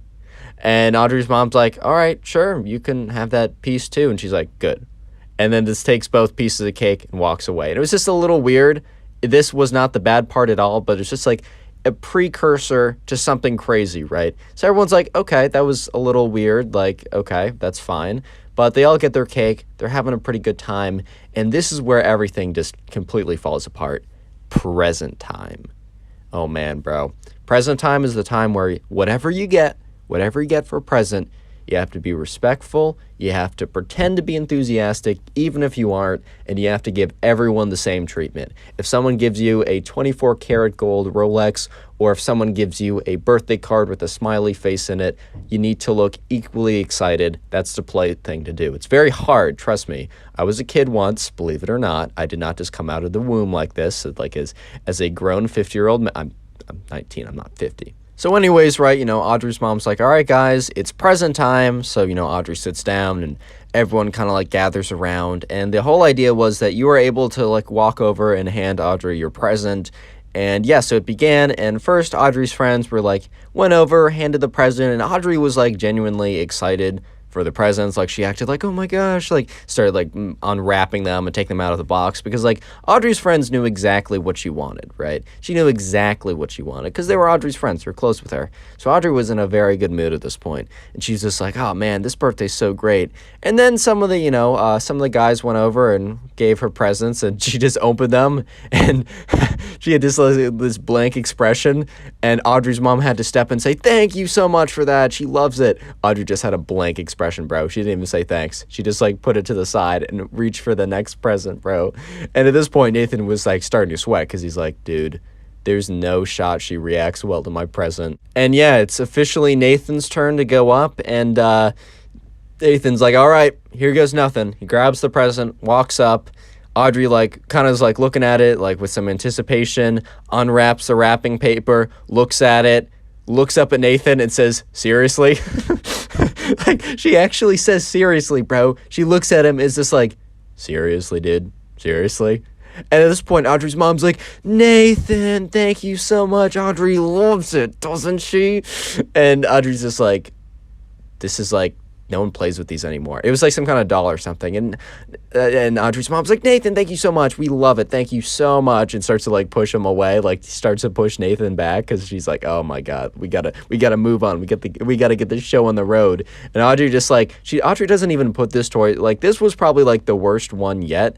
Because like for some reason she was almost insulted by this one, because it was like an old doll they used to play with a lot back in like 2nd grade, not 4th grade. They're big kids now, man. But anyway, she was almost like insulted by this one. So instead of like putting it to the side like the other one she wasn't interested with, she literally, like people have done in cartoons, tossed it behind her, and it like flew out of the box, snapped in two. Like it was a whole disaster. It was a whole scene. And Audrey's mom is just doing damage control at this point. She's like, oh, okay, I think it's time for the big present. And at this point, Audrey's like, oh, the big present? I think I know what it is. And she's like, oh, I don't know if you know what it is. So the whole thing, right?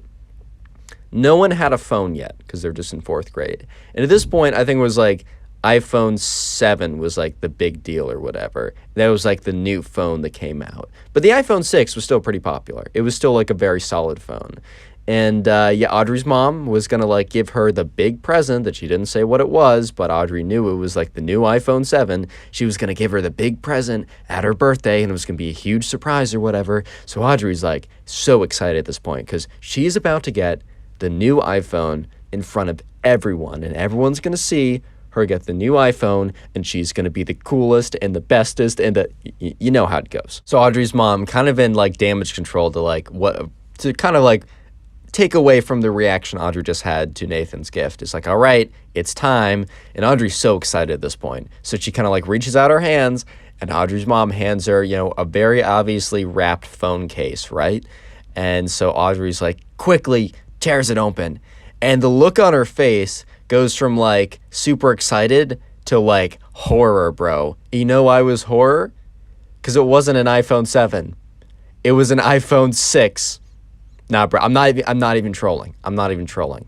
The worst thing that could have possibly happened was in front of everyone, she was embarrassed by her mother. Because instead of getting the iPhone 7, man, she got the iPhone 6, bro. And Audrey looks up at her mom. She's like, Mom, this doesn't look like the iPhone 7. She's like, oh, yeah, it's an iPhone. It's iPhone 6. It's, like, very good. It's, like, the one I have. And Audrey, like, starts to, like, well up. And she's like, my birthday went downhill, man. She's like, ever since Nathan gave me that terrible present. And Nathan's like, bro, why did you bring me, bro? And she's like, then you embarrassed me in front of all my friends? And then Audrey gets up and runs out of the room. Sprints out of the room, upstairs to her room, locks the door, and is like obviously like very loudly crying, like doing it like loud on purpose for attention. At this point, Nathan's like, bro, I knew I didn't like this girl. I knew I didn't like her. But now I have a solid reason. Let's go. No, but seriously, he was like, bro, you cannot be, you gotta be kidding me, dude. And all the moms were kind of looking at each other like, Audrey's mom?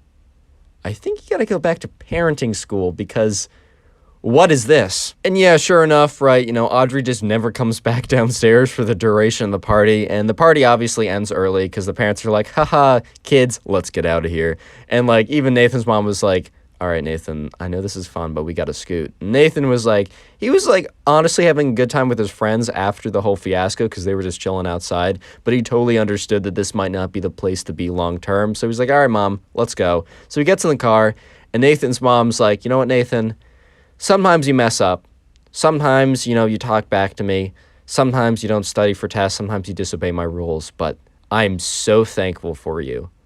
And this party just like really solidifies how good of a kid you are. Nathan starts laughing. He's like, no problem, Mom. Love you too. Subscribe if you haven't already. Now go watch another video. There's some on screen, some that recommended. Watch it. You'll make me happy. Today I got a story time for you guys about this entitled kid who had a pretty crazy meltdown. And you guys seem to love these videos. And honestly, I think this one might be the best one yet. I know that's a pretty big thing to say since we've had some pretty popular hits, but this one might be my favorite. Anyways, sit back, relax, grab something to drink, grab something to eat, and enjoy. So we're going to call the subscriber who sent in today's story, we're going to call him Jake. And by the way, send in stories to my Instagram. You can be featured on the channel. And also, I'm choosing these names from the comments. So comment names you want me to feature. It can even be your own name, yada, yada. Anyways, right, Jake, the subscriber, sent in this story about this time that, you know, he and his parents went to an amusement park or a carnival type place, you know, where it had a bunch of rides, kind of like a fair type thing, but bigger.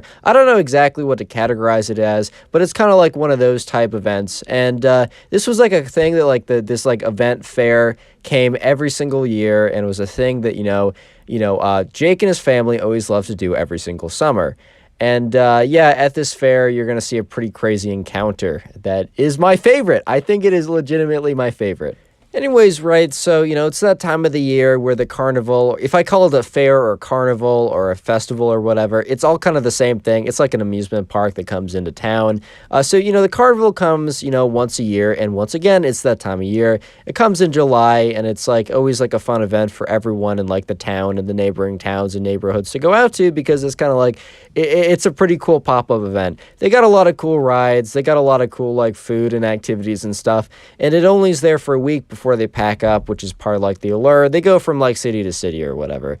Anyways, right, so, Jake and his parents, they're driving down, and it's pretty exciting, and they're talking to each other about all the rides they want to hit, because, it's kind of like same rides every single year. So they get down there, right, and they go to the main, and they go to kind of like the main place where you buy the tickets. And this is where the first encounter, not the last encounter, let me just let you know. This is not the last encounter, but this is the first encounter with this kid. And we're going to call him Jordan. This was also a name that was given to me in the comments, so comment name. So anyways, we're going to call this kid Jordan. Anyways, right, so Jake and his parents, they're standing in line to get tickets. And, there's only one line, and the line is pretty long because, it's a pretty popular event. And, Jordan and his parents kind of are aware of this because, every year the line is really long. It probably is going to take like 10, 20, 25 plus minutes just to get their tickets. But it's just part of the process. It's just part of like the experience. And since they've been there so many times in the past, they just know it's coming. But anyways, right, there's no like special VIP priority line. There's no line that you can pay extra in and be able to scoot ahead faster. Let me just say that those lines are so fun. Like, I feel like such a jerk getting in those and like walking by everyone else. But like, hey man, if it's only like $10, like, time value of money, bro. But anyways, right, there's no like VIP line. There's no line that can get you into like in there faster. Every single person is going to pay the same amount for the ticket, and every single person is going to wait the same amount of time to stand in line. But anyways, right, Jake and his family are, they're there, they're just like standing in line, and they're standing behind this new family that they've never seen before. They must be new to the neighborhood, or they maybe are out of state or out of town, whatever, coming into the festival, because I don't know, they've been suggested it. And here's the thing, we never get a name for this kid, or, Jordan, or Jake, not Jordan. Jake told me that he didn't know this kid's name, which is totally fine, because I don't ever use the real names anyways, so we're going to call this kid Jordan. So Jordan and his family, Jake's family don't recognize, and they're standing in front of Jake's family.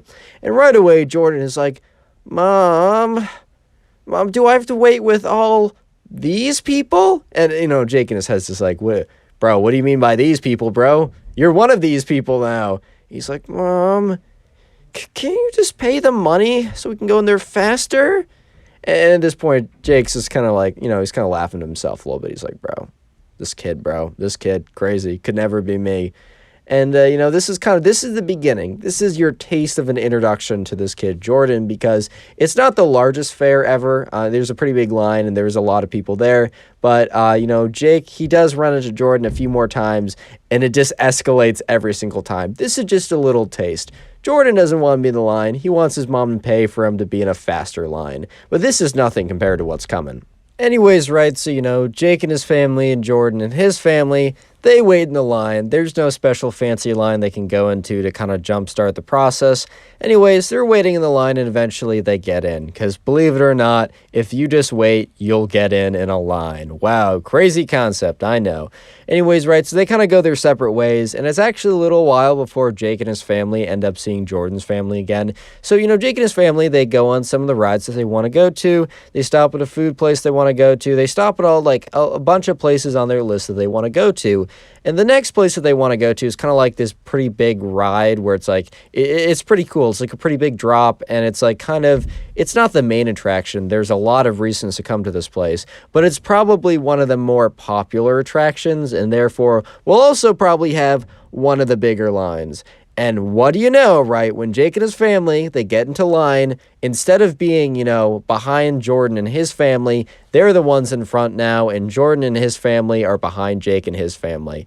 And at first, Jake didn't totally, think that much about it, but he did, look back and see who was standing behind them, and he did recognize this kid, Jordan, just because he thought the comment of, Mom, why can't you buy me into a faster line was kind of funny. So we just kind of, remembered it.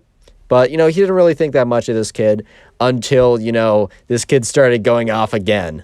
Anyways, so Jake is standing in line with his parents, and he hears once again Jordan whining behind him. Instead of being like, Mom, can't we pay to be in a faster line? Jordan's like, Mom, do I really have to wait in a line with all these smelly people?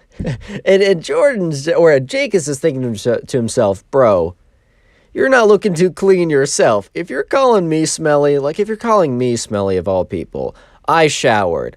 I didn't dress up for this. I'm not in like, black tie attire or anything, but I'm looking decent. I'm smelling fine. Why did you just call me and everyone else like smelly people, bro? Like if anything, like you're looking a little dirty today. You're looking a little scuffed right now. If anything, bro, like just keeping it straight with you right now. But anyways, right, Jordan keeps going on like, man, I wish they had like, mom, like the height requirements. And the mom's like, yes, sweetie. And Jordan goes, I wish they had like how expensive your shoes requirements so that like all the dirty people. And at this point, Jake's just like, hey, yo, what the fuck? Hey, what the fuck? Like, hey, this kid is out of pocket, bro. Like, that's crazy.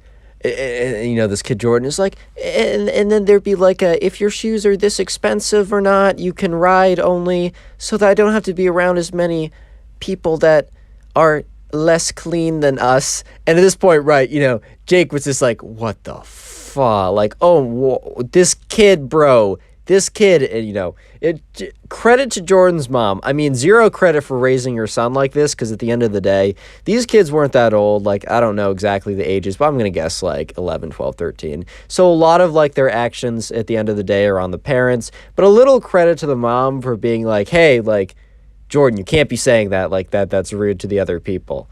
And of course, she didn't like reprimand him anything beyond that. She wasn't like, oh, you're not allowed to go on this line or this ride or anything. She just said, hey, don't say that. That's, I mean, okay, to be fair, that punishment wasn't that good. But at least she wasn't like agreeing with him. So at this point, right, Jake is looking back at his family and like his mom and dad are looking at him with like, because, this kid Jordan is very loud, and he's right behind them. So obviously, Jake and his parents just, like, look at each other like, hey, yo, like, what is that? Like, what did we stumble upon? Like, oh, my God. And Jake's dad just starts, like, laughing a little bit, looking at him, like, just because it's just so ridiculous, right? It's just so ridiculous. And you thought the ridiculousness ended there. You are sadly mistaken. Speaking of carnivals, today's secret word is carnival, so comment carnival if you made it this far into the video. I just like to see how many people made it this far, and I'll do my best to heart a bunch of comments that say carnival. No guarantees, because I'm trying to have a life and also not fail school, do a pretty good job. I'm a bit of a hardo, but anyways, right, also, just so you know, today's your lucky day, because for every single person who leaves a like on today's video, they will receive absolutely nothing, which is a fantastic deal. And if you're feeling extra cool while you're down there leaving a like, also turn on notification, that lovely notification bell, because YouTube's very nice to me right now, but sometimes they're not. So if you want to always make sure you see my videos, make sure notifications are turned on. With that being said, back to the kid who's about to do something pretty crazy. Anyways, the final scene, the final meltdown, the most epic part of this whole story. The whole story so far has been pretty good. It's been a top spoiled kid story so far. But this final scene cements it, in my opinion, as like the spoiled kid story on the channel. You guys can disagree with me. I think this one's pretty good though. But anyways, the final scene is in the gift shop. Yes, every place, every carnival, every store, everything needs a gift shop, man. I mean, you got to commoditize the commodity at this point. You got to milk all the money out of it. It is what it is. And you can get some cool knickknacks. Like it's win-win here. But anyways, right? So, once again, Jake, and his family have been going around, and then they find themselves in the, the gift shop, and then, once again, I said the once again prematurely, but once again, Jordan and his family are already in there. So, Jake and his family are just like, they're not going to like stalk these people. First of all, they don't even like this kid that much, and they probably don't like the parents for even allowing this behavior to occur. Like, sure, Jordan's mom was like, Jordan, don't say that, but come on, dude. That's not even a slap on a wrist. That's like less than, I can't think of, a feather on a wrist, bro. Like that's even less. Anyways, right, so Jake and his family, they're in the gift shop. They're looking around, and they're kind of just there to check it out.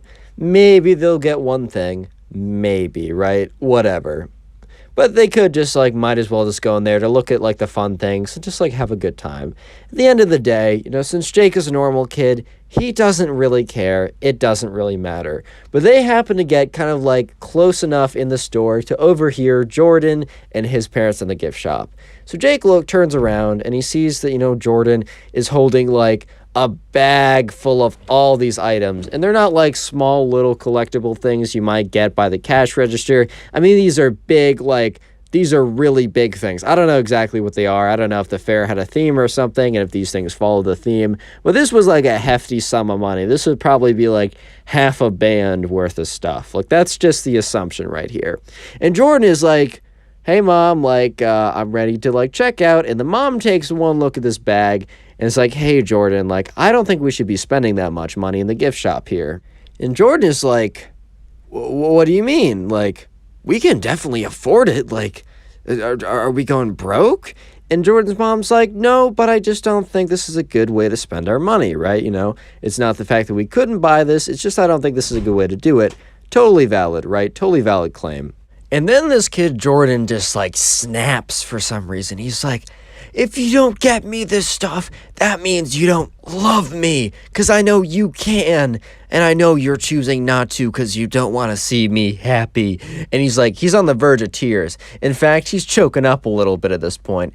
And Jake is completely thrown off guard because he does a 180 so quickly, dude. He wasn't he was pretty common, he was calm and collected when he asked for this stuff. And within 30 seconds after getting an explanation, he's basically just bawling and calling his parents awful people because they wouldn't buy him the big bag of $500 worth of gift store stuff that he wanted.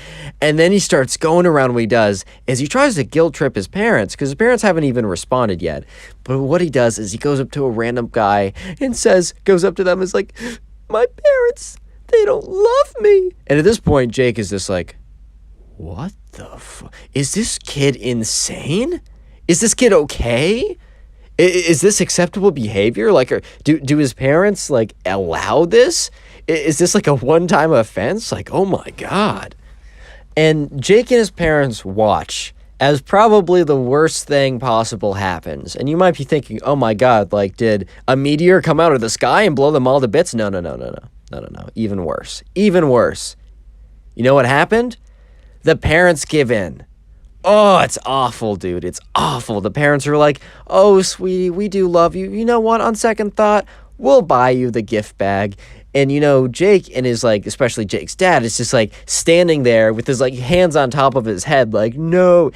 Almost dads when they watch, their son's football game and, there's a bad pass and they all, put their hands on top of their heads and make this face. That's the face he was making because, the parents just probably made one of the worst passes in the history of football. I mean, parenting. And Jake and his family watch in horror as, Jordan and his parents go to the checkout line and Jordan's parents buy Jordan everything he wanted, and they left the store.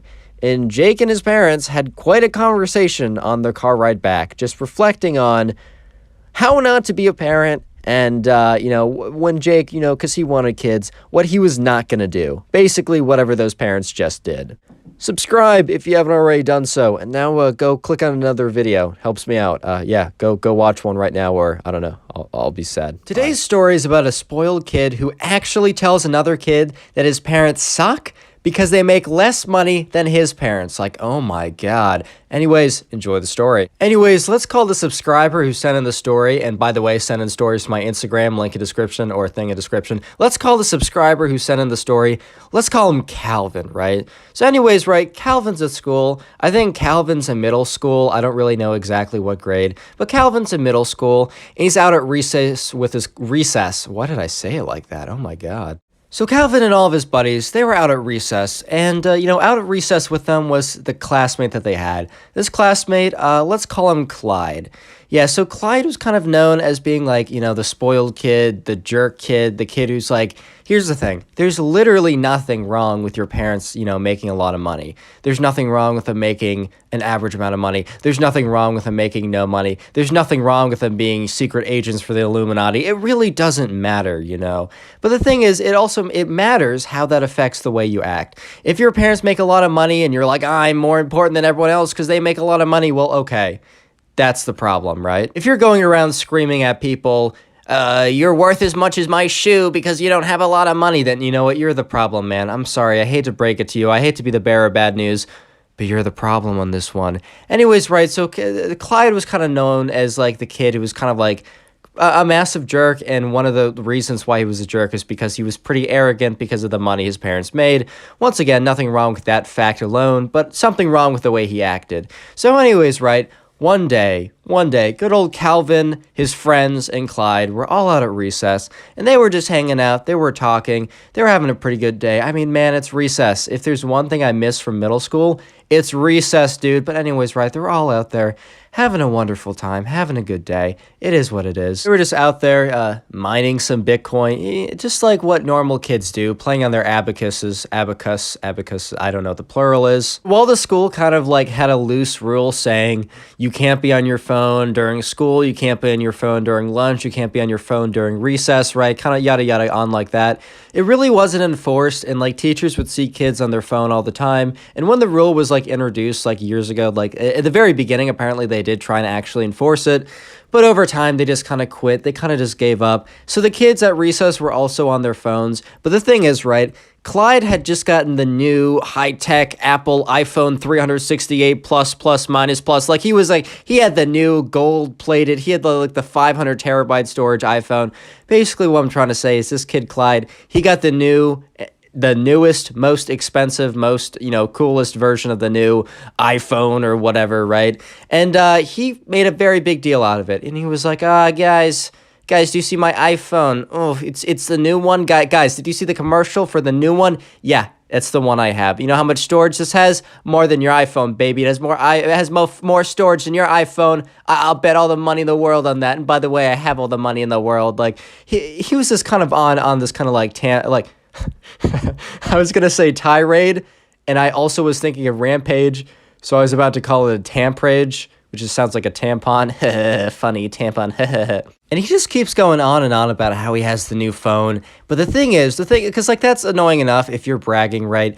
You're kind of being a jerk when you brag like that, 100%. But the problem really came, right? The problem really came when he started taking a look at everyone else's phones and being like, oh my God, you have the iPhone. You only have the iPhone 15, dude. Like, okay, this was like years ago. So this probably was like the iPhone 3 or something, or 4. I don't even know. He's like, oh my God, you got the iPhone 4? Like, I bet you don't even have any storage. And then goes to another person like, oh my God, you literally have an Android. That's so cringe or whatever. By the way, like I got some friends with Androids. Like they get kind of like they get some jokes sent their way, but dude, some of those Androids function really well. I'm personally an iPhone guy.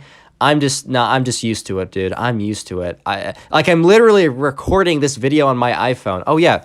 A fun fact, small tangent, I've recorded every single video I've made on my iPhone. Yeah, you don't need a fancy setup to get a lot of subs. Anyways, back to the story, right? So he's just starting to make fun of them, and the kids are starting to get a little bit annoyed. They're like, dude, piss off, like, LOL, like, we don't really care. And he just like, and he just goes on this little rampage, right? Anyways, right, so they hear the bell, and that means, recess is done, you have to go back inside. And everyone's like a little bit annoyed, including, Calvin, the subscriber who sent in this story. Everyone's a little bit annoyed, at least, because like that was kind of an annoying thing to do. But at the end of the day, it was Clyde. But here's the thing. Clyde had kind of been doing this stuff for a while. And while you could say on one hand, they were getting used to like Clyde's like out-of-pocket statements, on the other hand, they were getting pretty annoyed. They were starting to get a little fed up at Clyde, right? They weren't very happy with the kid. And this was just another really annoying one. And this one, like this kind of like rampage about how he was cool because he had the phone and they weren't cool because they didn't have the phone. Normally, Clyde was more like bragging about himself or more really bragging about his parents or whatever and what he had because of his parents. But he'd been more recently, and really starting with this whole iPhone bit, he'd started like include in his like how cool he was, he started to include how not cool and how everyone else sucked because they didn't have what he had. And that's where people started to get a little bit more annoyed than normal. So the next day rolls around, and once again, all the kids are out there at recess, right? Calvin, the subscriber, he's chilling with his friends. All the kids are out there, all of his friends, and then there's also Clyde who's out there. Notice how I made sure to have a very big distinction between all of his friends and then also Clyde. Anyways, right, they're all out there, they're at recess, and then, one of the kids comes out. And this kid, I'm not going to give him a name because he only appears in the story really at this point only. But he was known as kind of like a really good, he's a really solid guy. But also his parents were going through a little bit of a tough time. He didn't have a lot of disposable income. And kind of like the neighborhood or basically the kids who lived near Calvin. Calvin lived in a neighborhood that was mostly middle class, but it was kind of lower middle class. Clyde was kind of an exception to the rule where his parents made it really big, but most people there didn't. Most people were actually underwater a little bit, and this kid who we're about to talk about in a second was no exception. But he was also known as just being a really genuine guy. And so, Clyde's there, and this kid has his backpack on with him, I think because, I don't know, he had, a project he wanted to work on, or he just didn't want to, put it somewhere, then pick it up later for class. For some reason, right, this kid had his backpack on him. And, his backpack was pretty worn. This guy's had it since, his first day in preschool or something, or kindergarten. And it's really worn out. It's kind of tattered. It's stained at this point. And Clyde, right, I guess he just never really noticed it or thought to say anything. But Clyde starts making fun of this kid for, how, kind of, messed up his backpack is at this point. And Clyde's like, oh my god, dude, why don't you just get a new backpack? That one's disgusting. I bet there's a disease festering on that backpack. I bet that there's a whole host of new diseases that could probably be named after you because they were invented on your backpack. Just going off like that, right? And then all the kids around him start looking at Clyde like, dude, what would you, shut up. And Clyde is like, what? I'm spitting facts, guys. This backpack sucks. And everyone's like, dude, just go away for a second. And Clyde's like, what? Whatever, at least my backpack is cool. And he goes away, right? And so the kids are like, yo, sorry, Clyde's being an extra jerk today. And the kid with the backpack's like, dude, I literally don't care. This kid had a lot of good character, man. He was just he really didn't let it affect him. He was actually probably one of the kids who was less, the least tilted by everything that Clyde did. But, he's this good kid, good character. Anyways, right, Clyde comes back with his backpack, which he bought 2 weeks ago or something. So it's new, no stains on it, looking good. And Clyde's like, oh, this backpack's so heavy. I'm just going to put it down for a sec. Takes his backpack off, puts it in front of everyone's like, oh yeah, I just got this backpack a couple weeks ago. It's super cool. And everyone's like, all right, Clyde, all right, buddy. And then the bell rings. So they all go back inside. And then after school, they all kind of get together besides Clyde. And except for the kid who had the backpack, he didn't really want to be a part of this. But basically, right, the subscriber, Calvin, he called together a bunch of kids at his school who were at the recess. And he said, look, I know that Clyde has always been kind of a jerk face, but this is a whole new level, dude. Oh my god. He's really getting worse and worse. And if we don't do anything, guys, if we just stand here and we don't do anything, he's only going to get worse. And honestly, recess is our only real escape from class. And he's kind of making it suck as well. And if I have to do this 5 days a week, then I want to make sure that these 5 days a week, I have at least one little escape. And that is recess, where Clyde does not mess everything up. So what the group decided was they were going to confront Clyde the next day, tell him basically that he was being a jerk, and that if he doesn't stop, they were basically going to banish him from hanging out with them. They would boycott him, and that if he was going to act that way, he'd have to hang out by himself. And Clyde didn't have a lot of friends. In fact, these kids weren't really his friends, but they were his acquaintances, and his acquaintances were the only thing Clyde had, at least at this school. So the next day at recess, Clyde's kind of sitting out there waiting for the kids, and all the other kids, everyone's kind of late, and Clyde's like, oh, I wonder where they went. I wonder why they're all late. Then all the kids come out in the group, and they're like, Clyde, we need to talk. Today's secret word/phrase is backpack. So if you made it this far into the video, I'd like you to go down in the comment section right now and comment backpack. I just like seeing how many people made it this far into the video. I really appreciate the watch time, as that helps the channel a lot. And also, I will do my very best to heart as many comments that have backpack in them as possible, or just literally just comment backpack. You don't have to be creative. It's okay. If anything, that's easier for me to heart. But I can't heart them all. I do spend over an hour every single day total on my phone hearting comments, but there's just been so much support recently, which I'm so grateful for. But at the same time, it also means I can't heart everything, so please don't feel bad. But if you want your best chance of getting a heart, farming some hearts, and maybe getting top commenter in the channel, comment backpack down below. Also, dude, today is actually the luckiest day of your life, because every single person who leaves a like on today's video will actually receive nothing at all. No, you don't have to get your ears checked. You heard me correct. I am so generous that if you leave a like on the video right now, I will give you nothing. Not a zip, nothing. You're welcome in advance. Leave a like. Yeah. Anyways, Calvin, the subscriber, and all the kids walk up to Clyde and say, hey, Clyde, we gotta talk. And basically what they say to him is, hey, dude, like, you've always been kind of a jerk. Like, they're not being, okay, to be fair, they're definitely not being nice to him in this confrontation, but they're mad at this point. They're like, we always know you've been kind of a jerk. You're always kind of, like, abrasive. But recently, you've really just been going over the top. And here's the deal. And they give, like, the 2 examples I actually just gave in the video. And they're like, here's the deal, dude. If you keep on acting like this, we're not going to hang out with you. And we're not just like not going to actively hang out with you. We're actually going to bear you from hanging out with you. Like we're going to bar you from entry. We're going to make sure that if you come to us, we're going to walk away. And if you somehow corner us in a room and try to talk to us, we will turn around and not talk to you. So here's the deal, Clyde. We're totally fine with, you hanging out with us if you're not a jerk to us, basically. But in the meantime, we're not going to talk to you until you fix your attitude. And remember, guys, you have to remember, Clyde had never really been told no in his life. He was one of those kids. Yeah, I guess like he literally had received no's and rejections. Like I'm sure he's failed tests. I'm sure he's been literally told no. But basically, right, he's been told yes to everything. He's never gotten a real no.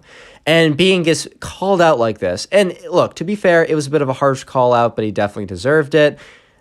He completely snapped. Like his face gets all bright and red like a big old tomato. And he looks at one of these kids. No, he looks at Calvin, right? He looks at Calvin, who basically was the one leading this thing. And Calvin was the one who told him these words basically directly. And he looks at Calvin and spits at him. Oh my God, I spit all over my phone. He just like spits at him and he's so mad. And he turns to another kid in his rage and he was like, kid. He says his actual name. I don't know. I don't feel like giving more names. He's like, kid, your parents are terrible people. They're disgusting, man, because they're so poor. They don't make any money. You know how much money my parents make, man? You know how much money my parents make? After spitting on Calvin, calling another kid's parents terrible because they're poor, and just basically fuming from the mouth, just spewing and just like getting so mad, he goes over to another kid and just pushes him over, dude. He just goes up to him and just pushes him over and starts storming off. But here's the thing, right? Here's the thing. There was a teacher watching this whole thing go down. Yeah, there's a teacher that was watching the whole thing. She couldn't hear everything, but she did see, Clyde spit at some kid, basically, just chew another kid out and then push a kid. And pushing the kid was the last straw where she came in and she was like, Clyde, come with me. And Clyde's like, yeah, right. And, she just like walks off with Clyde. And then she turns out to the group of kids and is like, I need one or a couple of you to come with me and just explain what happened. Yeah, so it was Calvin and like 2 other kids, right? They decide to, walk with the teacher, and Clyde, who's still like screaming and like crying and bawling and just like having a complete absolute breakdown, right? And they go to the teacher's office or the principal's office or wherever, right? And they explain what happens. And Clyde isn't denying anything. Clyde isn't saying they're all lying, man. They're all lying. At this point, he's just worn out. He's done. He's defeated. He's just like so like shocked by the fact that they retaliated. He didn't even bother to say anything that wasn't true. So yeah, when the teacher's like, oh my God, because the kids really explain everything Clyde had done at that point. And the teacher's like, oh my God. And she's like, Clyde, like, I'm not going to suspend, like, your punishment isn't for the stuff you said, which was terrible, but you basically assaulted a student. You can't do that. You can't push a kid and spit on a kid. You're suspended for a week. Subscribe if you haven't already. Now go watch another video. There's some on screen, so just click them. Click when the video... Why haven't you clicked in one of the videos yet, dude? Oh my God. Today's story is about this spoiled kid who went absolutely off the rails. Like, this kid went absolutely crazy when someone said you can't have everything, basically. Enjoy the story. So the subscriber who sent in the story, let's call him Ryan. So anyways, Ryan is like a freshman in high school. And in one of his classes, I don't think it really matters, let's just say math class for the sake of it, in his math class, right, there's this kid named Jack, and Jack is known for, kind of being like the, the spoiled kid who, like, is an absolute jerk, like an absolute nuisance, who honestly, like, because he was, basically when you're given everything and when you're never told no, you're probably, most likely, maybe I'm wrong on this, but you're most likely probably not going to be, like, the greatest person ever. You might not have like the greatest moral compass ever. I don't know, man. I really don't know. But at least in this case, yeah, Jack, not a good guy. Granted, right, Jack's a freshman in high school, right? He's still a kid. He'll grow up. And also, it's a lot of it's on the parents for how you raise them. But either way, right, Jack's kind of known as like a jerk. So Ryan had kind of gone to like the same middle school with all the people that he's going to high school in. Like, he just kind of went to, he goes to high school with the kids in his town and, he went to middle school with them as well. But basically, right, so, it's his first time in high school, but it's all the same kids, except a new girl kind of like moves in, and because she moved in the district, she's now assigned to this school. And we're not going to get I'm a little conflicted if I give her a name or not, because now I'm going to have 3 names to juggle in my head, and I will totally mess it up. But yeah, let's just call her Kate, right? Screw it. New girl, her name's Kate. And, so they get to class and everyone's kind of like a little bit nervous because it is, it's the first day of high school, right? But Kate's kind of like, she's in a different picture because she doesn't know these people and it's the first day of high school. So it's like a really, really big deal for her. It's a little bit different. So they get into class and, it's everyone's kind of looking around. And they notice the new girl, Kate, and they're like, oh, like they all kind of like introduce each other, like are themselves. And they're like, hey, welcome. Like, if you have any questions, let us know. Like, we're like obviously new to high school as well, but we kind of all know each other. So feel free to like, talk to us if you need anything. And here's the thing, right? Jack, who's the spoiled kid, right? Not the subscriber's Ryan. But Jack, who's like the spoiled kid, always got everything he ever wanted, right? So, he kind of had like an idea that like if he wanted something or someone in this case, that they would be, that they have to, be there for him and he has to get them. And he kind of had this attitude towards women, which is pretty toxic. Like, let me just say, like, guys, fellas, no one is entitled to you. Like, LMAO, you should know this, but, no one is entitled to you, man. And if you act like someone is, they will definitely not get with you, like 100,000%. But I think most of you guys already knew that. I don't know how I'm even saying that too. If for example, Jack is watching this video, that's a lesson for him, but I doubt any of you guys actually needed me to say that. Anyways, right, so on the first day, Jack makes a real effort to like talk to Kate, right? And, normally that's definitely not a bad thing at all. If anything, right? Like, that's a good thing, man. You might be thinking to yourself or about to type up like, well, Connor, this is actually a good thing. He was probably just trying to make her feel good. You don't want her to feel good? No, but he was like, you have to understand. He was like going really hard talking to her, be like, oh, that's so cool. Yeah, like he was very obviously like hitting on her. And, she was very polite and like kept the conversation with him because like, dude, she's new there. She can't like be like, nah, bro, like just like piss off. Like she just can't do that because she's like too new there, unfortunately. And the dude kind of knew that, like Jack kind of knew that, and he was like, yeah, I'm just gonna talk her up, bro. She's gonna fall in love with me because like who doesn't fall in love with me, dude? I'm loved by the masses. I'm loved by the individuals. I'm loved by all the women ever. Every woman loves me. That was kind of his mindset. But anyways, right, so that's not really an issue in itself. Dude talks the girl up a lot, whatever, right? But it's the next day that when it rolls around. When the next day rolls around is when things got pretty bad. Things started to escalate, right? So anyways, next day in math class, they had a whole day, like a whole first day or whatever. And the second day, teacher ends up being like, 10, 15 minutes late, traffic or something. I don't 100% know. But within those 10 to 15 minutes, man, things just spiral downhill so quickly. You'll see what I mean in a sec. So the second day rolls around, and you got Ryan, you got Jack, you got Kate, the new girl, and you got everyone else in class, and they're all kind of just sitting around. And Ryan's talking with one of his friends, but he notices that Jack is like once again talking to Kate, which first of all, totally fine, whatever, right? It is what it is. He's probably like just trying to make her, feel welcome, which is definitely not what he was trying to do, but whatever, right? So he starts saying like, yeah, like, I'm totally single right now. He brings up for no, like in the middle of nothing. She was saying something about like, oh, are you like feel good about this math class? He's like, yeah, whatever, right? I'm totally single right now, bro. Like he just kind of like hopped from one thing to another. And yeah, he was basically just like talking about how, oh man, like he is in between girlfriends right now. And like his last girlfriend was like super hot. But she went to a different school. Okay, he didn't say that line exactly. He didn't quote unquote say she went to a different school, but it was like his hot girlfriend over the summer. All right, buddy, sure, yeah, your hot girlfriend over the summer who just broke up with you. By the way, he broke up with her. Do not get it twisted. Do not get it twisted for a second. No, no, no, it was him. She was just like not good enough for him, even though she was an 11 out of 10.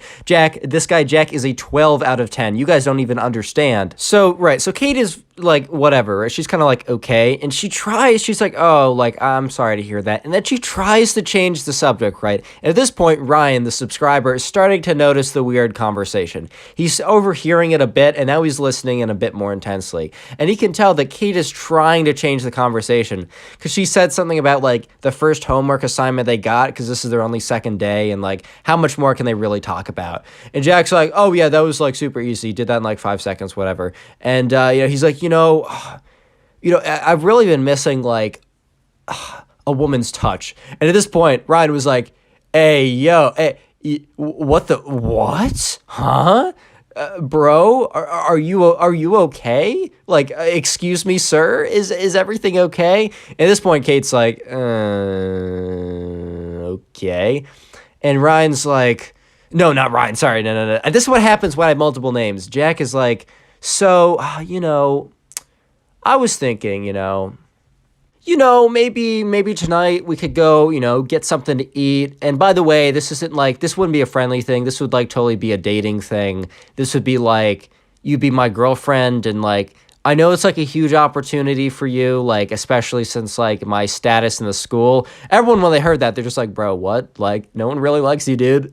Lol. No, but he was like, with my whole status in the school and kind of like my position, just kind of like, my care, everything like about me. I know this is a really big opportunity. And I'm gonna need you to respond pretty quickly because like I got some other side women lined up. Total cap, by the way. He 100,000% did not. But he's like, yeah, I got some other girls on the side that would totally be down, like so down to do this with me. But I got an opportunity for you, which is like you and me tonight, dinner, dating, maybe a little hand holding, maybe a little first base. I don't really know, like whatever you want to do. It's tough. And at this point, like Ryan's like, no way this kid just said that. No way this kid just said that. That kind of like ends his whole like long rambling, oh, you should totally go out with me, I got so many women who'll love me, kind of like spiel or whatever. At this point, the class like kind of went silent because they were all paying attention because like, I'll be honest, I probably would have done the same. Like, totally unfortunate for Kate that she has to be in this position, but like, this is interesting, man. I want to know what happens. And Ryan was also like, oh my God, this kid actually said it. Like, this guy Jack unironically just said what he just said. And Kate kind of looks at him and is like, sorry, I'm going to have to decline. You seem really nice, but that's just not for me. And at this point, Jack, right, not his little, am I kidding myself? His massive ego just got a prick in it and it starts to deflate. And, he feels very threatened. So he's like, oh, he's like, well, I was actually, well, okay then, I'm going to hit up this girl. She's like actually much hotter than you. I don't even know why I asked you. You're like, you're not even a 10 and I only date 10s. Ryan has been listening to the whole conversation. And at this point, Ryan's like, whoa, all right. Because like, look, before he asked her on a date right away, being super cocky. All that is kind of cringe and uncomfortable for the girl and Kate and basically everyone else, which, like, you should make her feel uncomfortable, but, like, you're allowed to ask people out. Even if you're super cringe, you're allowed to be cringe, right? But, like, going after her looks because she said no to you, and especially since, like, you don't even know this girl, like, she doesn't think it's a joke because, one, he wasn't joking. He wasn't, like, actually thought that because, he asked her out in the first place. But Ryan's like, okay, that's where I draw the line. So Ryan gets up and he's like, hey, Jack, can you piss off? Like, stop being an absolute jerk. Like, she said no to you. Unlucky, move on. And Jack just looks so startled because, like, no one really... It's not that people didn't stand up to Jack before. They just kind of saw him as a joke. Like, okay, this guy's just, like, super entitled. He's just kind of a jerk, but, like, it's funny because he's in a completely different world. Like, he's detached from reality. Let's laugh at him and point. Not like someone actually stands up to him. But obviously, like, he'd gone... Everyone there kind of, like, knew about Jack and his, like, antics. But the fact that Jack would say something, like honestly so hurtful to someone who's new, it was actually Ryan's cool guy for doing this, and he stood up. And that's when Jack completely loses it. Because one, he just got his ego deflated a little bit by this girl saying no. And then a random classmate, or not a random classmate, but then a classmate stands up to him. Jack can't have this happen. And Jack goes completely off the rails. The secret word of today's video is spoiled. So if you made it this far into the video, comment spoiled down below. I just like to see how many people made it this far into the video, as I do appreciate the watch time. That's probably one of the greatest ways to help the channel. And I just want to say thanks. And to say thanks, I'll be hearting some comments to say that. I can't heart them all because I just physically can't spend that much time doing that, but I will do my best to heart as many as I can. So if you want to get like top commenter or farm some hearts or something, yeah, just go ahead and comment spoiled down below. And also, today's your lucky day, because every single person who leaves a like on this video will receive nothing. You heard me. No, don't. Your ears aren't clogged. You're not hallucinating. I am legitimately feeling so generous that I will give you nothing if you leave a like on this video. Anyways, mini recap. Ryan, right, the subscriber, stood up to Jack for basically, saying something pretty mean to the new girl, Kate, for rejecting him. Jack, who's basically never gotten no in his entire life, just got owned twice in like the span of a minute. And his, he just goes completely crazy. He just goes completely insane. At this point, right, the teacher had actually gotten there, but he stood outside the door and had listened to the last like 30 seconds, basically, of Ryan standing up to Jack. And he stood outside because he wanted to like not interrupt the situation, because he wanted to hear what was going to happen just in case he needed to like intervene or something. And Jack stood up and he's like, "Ryan, I could literally buy you. I have so much money." And he turns to Kate like, "Kate, I get girls so much hotter than you. I have 11s. I have 3 of them hitting me up right now. I have to turn my phone on Do Not Disturb. I have so much money that I could buy the entire school. I basically own the school. I could basically own you. I could basically own the entire town. You know the mall. I own the mall. You know that." And he goes on this complete tirade of how he's like the hottest, most wealthiest, most attractive man. Like, this guy was like straight up delusional at this point because his ego had been broken so much. At this point, the teacher walks in and is like, "Jack." And Jack looks at him all like startled and like, "Oh boy." And he's like, "Jack, to the front office now." And Jack starts walking up and he turns to Ryan. He's like, "Hey, Ryan, you're not in trouble, but can you come up there too? We just need someone to explain the situation." And Ryan's like, "Yeah, sure. Like 100%, I got you." And basically, right, so, Ryan and Jack go up to the front office, and the principal actually has Ryan come in first and explain the situation without Jack there to, like, interrupt or whatever. And yeah, Ryan explains exactly what happened, and he says to the principal, "And if you don't believe me, you can literally ask any other classmate, and they'll say basically the same thing." The principal's like, "You know what, you don't have any reason to lie. We believe you on this one." And yeah, Jack got sent home for the day, and he didn't get like expelled or anything, and he didn't get suspended for that long of a period of time. But he basically had to type up a written apology to Ryan and Kate, and also one to the entire class, which was pretty humiliating, but well-deserved, and maybe grounded him a little bit. Subscribe if you haven't already. Now go watch another video. Go click on one of the videos on screen. Go click. Why haven't you yet? In today's subscriber story, this spoiled rich girl is being a huge brat on the school's field trip, till a pretty hilarious twist happens, and it's probably one of the greatest examples of instant karma I've ever seen. Enjoy. The story all happens on a school trip to a dinosaur museum. This was the subscriber's key event for his year in 5th grade. The big thing they did was they went to this dinosaur museum as a class. It was kind of like the big culminating final event. So this happened towards the end of his 5th grade year.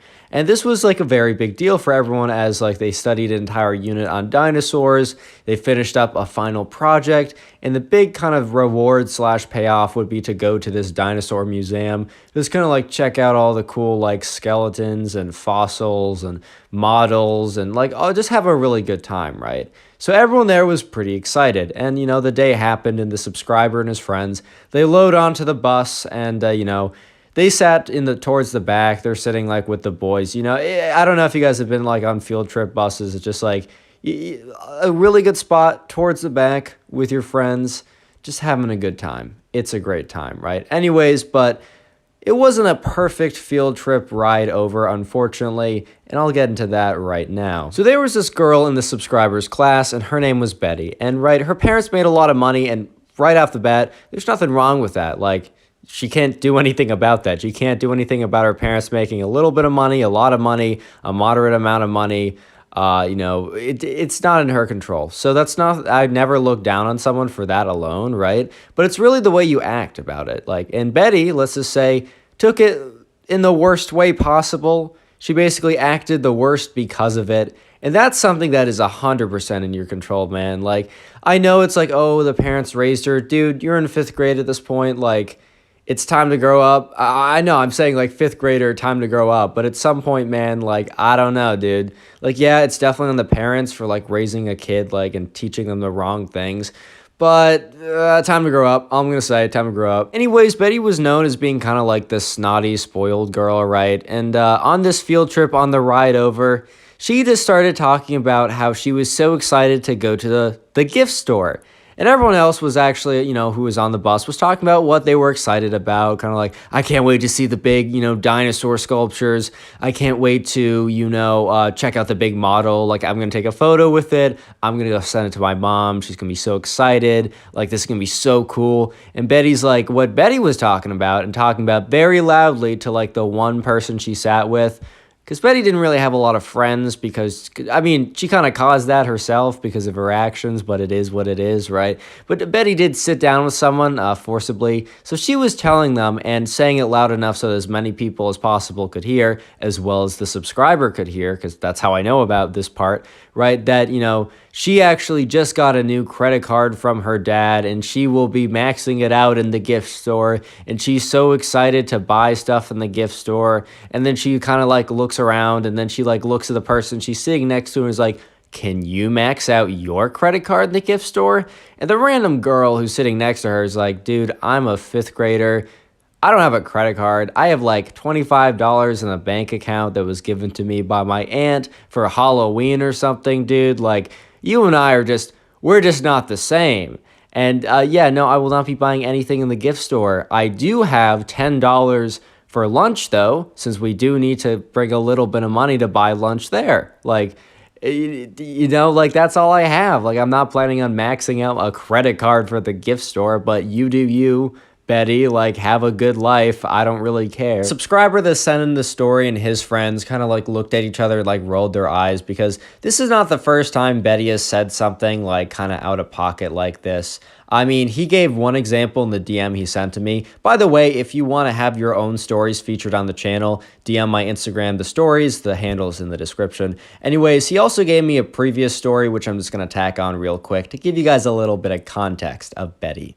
By the way, subscribe if you like story videos. That's it. Back to the story. So this mini story happened just a few weeks ago before the dinosaur big story, right? Basically, at this subscriber's school, you could either get the lunch there or you could bring your own lunch. And one of these days, Betty didn't bring her own lunch. And her own lunch used to be this really like fancy stuff that her nanny or whatever would make. And one day, like for some reason, she forgot it. And she had to eat the school lunch. And the school lunch was not that great. It was not the most epic thing ever. But the thing was, like, everyone kind of dealt with it, or they brought their own lunch, but sometimes they'd actually have to eat the school lunch. It was just something you dealt with.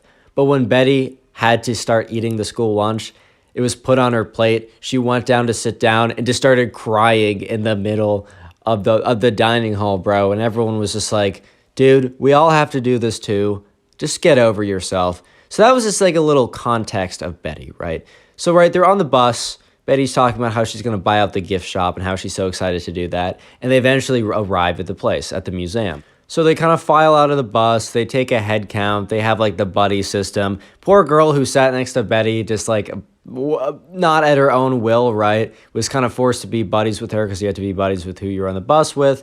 And, so they all walked out. They all went into the museum. Basically, the teachers kind of said, hey, feel free to go wherever as long as it's within the museum. However, you have to be back at 12 for lunch. Everyone make sure to bring your $10 that you brought, right? Or whatever method you'll be paying, as we'll all be going to get lunch together. But other than that, feel free to just roam around and do whatever you want. The subscriber and his friends obviously went around to see all the cool like sculptures and dinosaur, stuff, and just a lot of the cool stuff associated with like the skeletons. They actually had some real fossils there, so they checked those out. And they saw this. They went down to also see a screening of like a little 15-minute long little movie that the museum made, which was really cool, as it tried to recreate the extinction event with the asteroid or whatever. But anyways, they're having a good time. But then Betty comes up to them, and here's the thing: they're not friends with Betty, but they're also not enemies, or I've never not spoken to Betty, because their class isn't the largest class size ever. It's not small necessarily, but they at least have had enough interactions with Betty that Betty feels comfortable enough to go up to them and talk to them, right? She's at least that level of comfort. So Betty's like, hey, come with me, guys. I want to show you something. And they at first kind of were not really thinking that much. They're the subscriber was I'm going to be honest, we were being kind of dumb because we definitely knew what Betty was saying on the bus, but we were just oh, maybe she found a really cool dinosaur sculpture, man. I don't know, or a really cool part of the exhibit that we haven't seen yet. Let's just go with her. And right, she's kind of dragging one of them. The other couple are following behind, and they're moving past all these exhibits. And, one of them looks up and there's a sign that says gift shop, a minute away that way. The dude's oh no, dude, no way. We're not going shopping on the most fun vacation of the year. I have to do that with my mom on the weekends. I hate doing that. Bro, why would I intentionally do that? But it was already too late. They were already dragged there. And then Betty's and now I'm going to buy whatever I want. And there was another girl in, in the bookshop, not the bookshop, the gift shop. And she was trying to decide between a dinosaur stuffed animal or this coloring book. And then Betty goes up to her and is look what I can do. And just unironically just grabs both, not the items that the girl was holding, because there was multiple of them, but it grabs the items that the other girl in their grade was deciding between, puts them in a bag, and then keeps walking around just putting random stuff in her bag. So at first, the subscriber and his friends were kind of planning on, dipping within a couple seconds of getting there, because they're dude, we don't want to be here. But they were they actually decided to stay and just watch the whole thing go down, because Betty literally went through and got one of everything. And I'm not even kidding, man. She went out of there with 6 to 7 bags full of stuff. One of basically every item in the gift shop. Yeah, it wasn't a Toys R Us size gift shop where it's multiple floors or anything, but it was a decent sized gift shop. This was not some kind of little shack on wheels. This was a legitimate gift shop. The museum definitely made some bread there.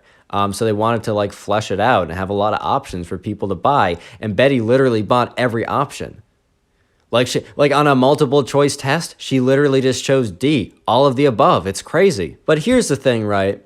Betty probably didn't want every item that she bought. In fact, there's probably only a few items that she really wanted, if she even wanted any of the items at all, because she did seem pretty not interested in the whole in the rest of the museum. So why would she care about all these things that she could buy at the gift shop?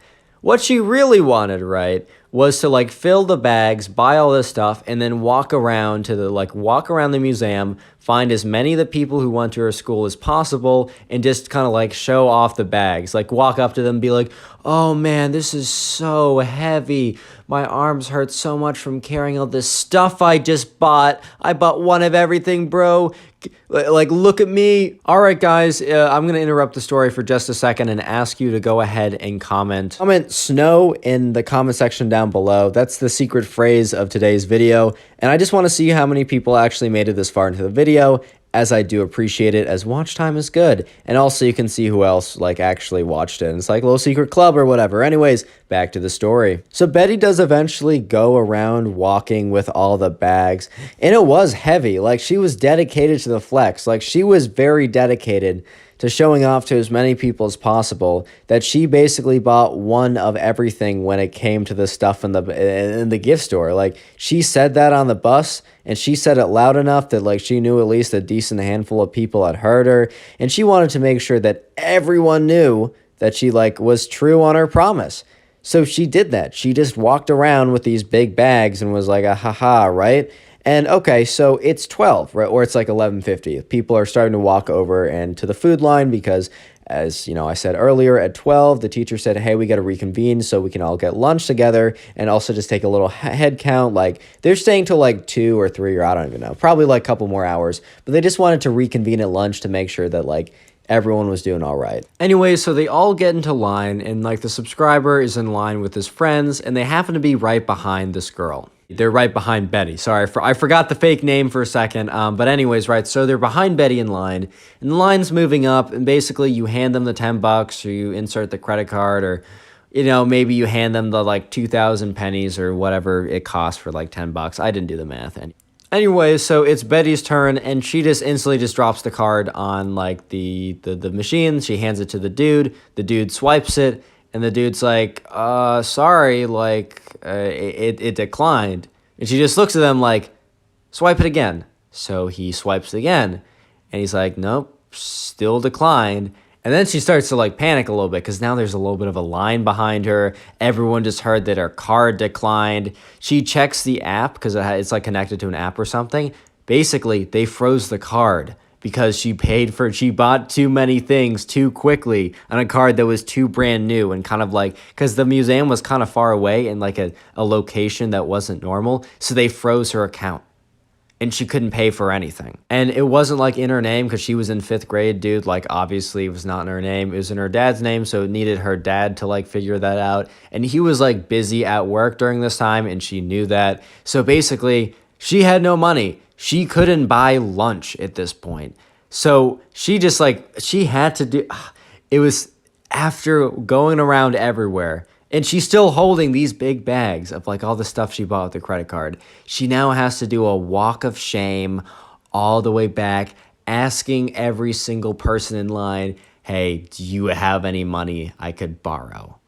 A complete 180 from what she was doing like 5 minutes ago. And you know who ended up having the extra $10 that like she could actually like lend to Betty? The girl that she snubbed in the gift shop, the one that she went and bought both of the items, right? And you know why she gets an extra $10? Because she decided to buy neither and save the $10, right? But she gave it to Betty. She's like, I don't like, yeah, you're kind of a jerk to me, but I don't want you to go hungry, right? So just pay me back later.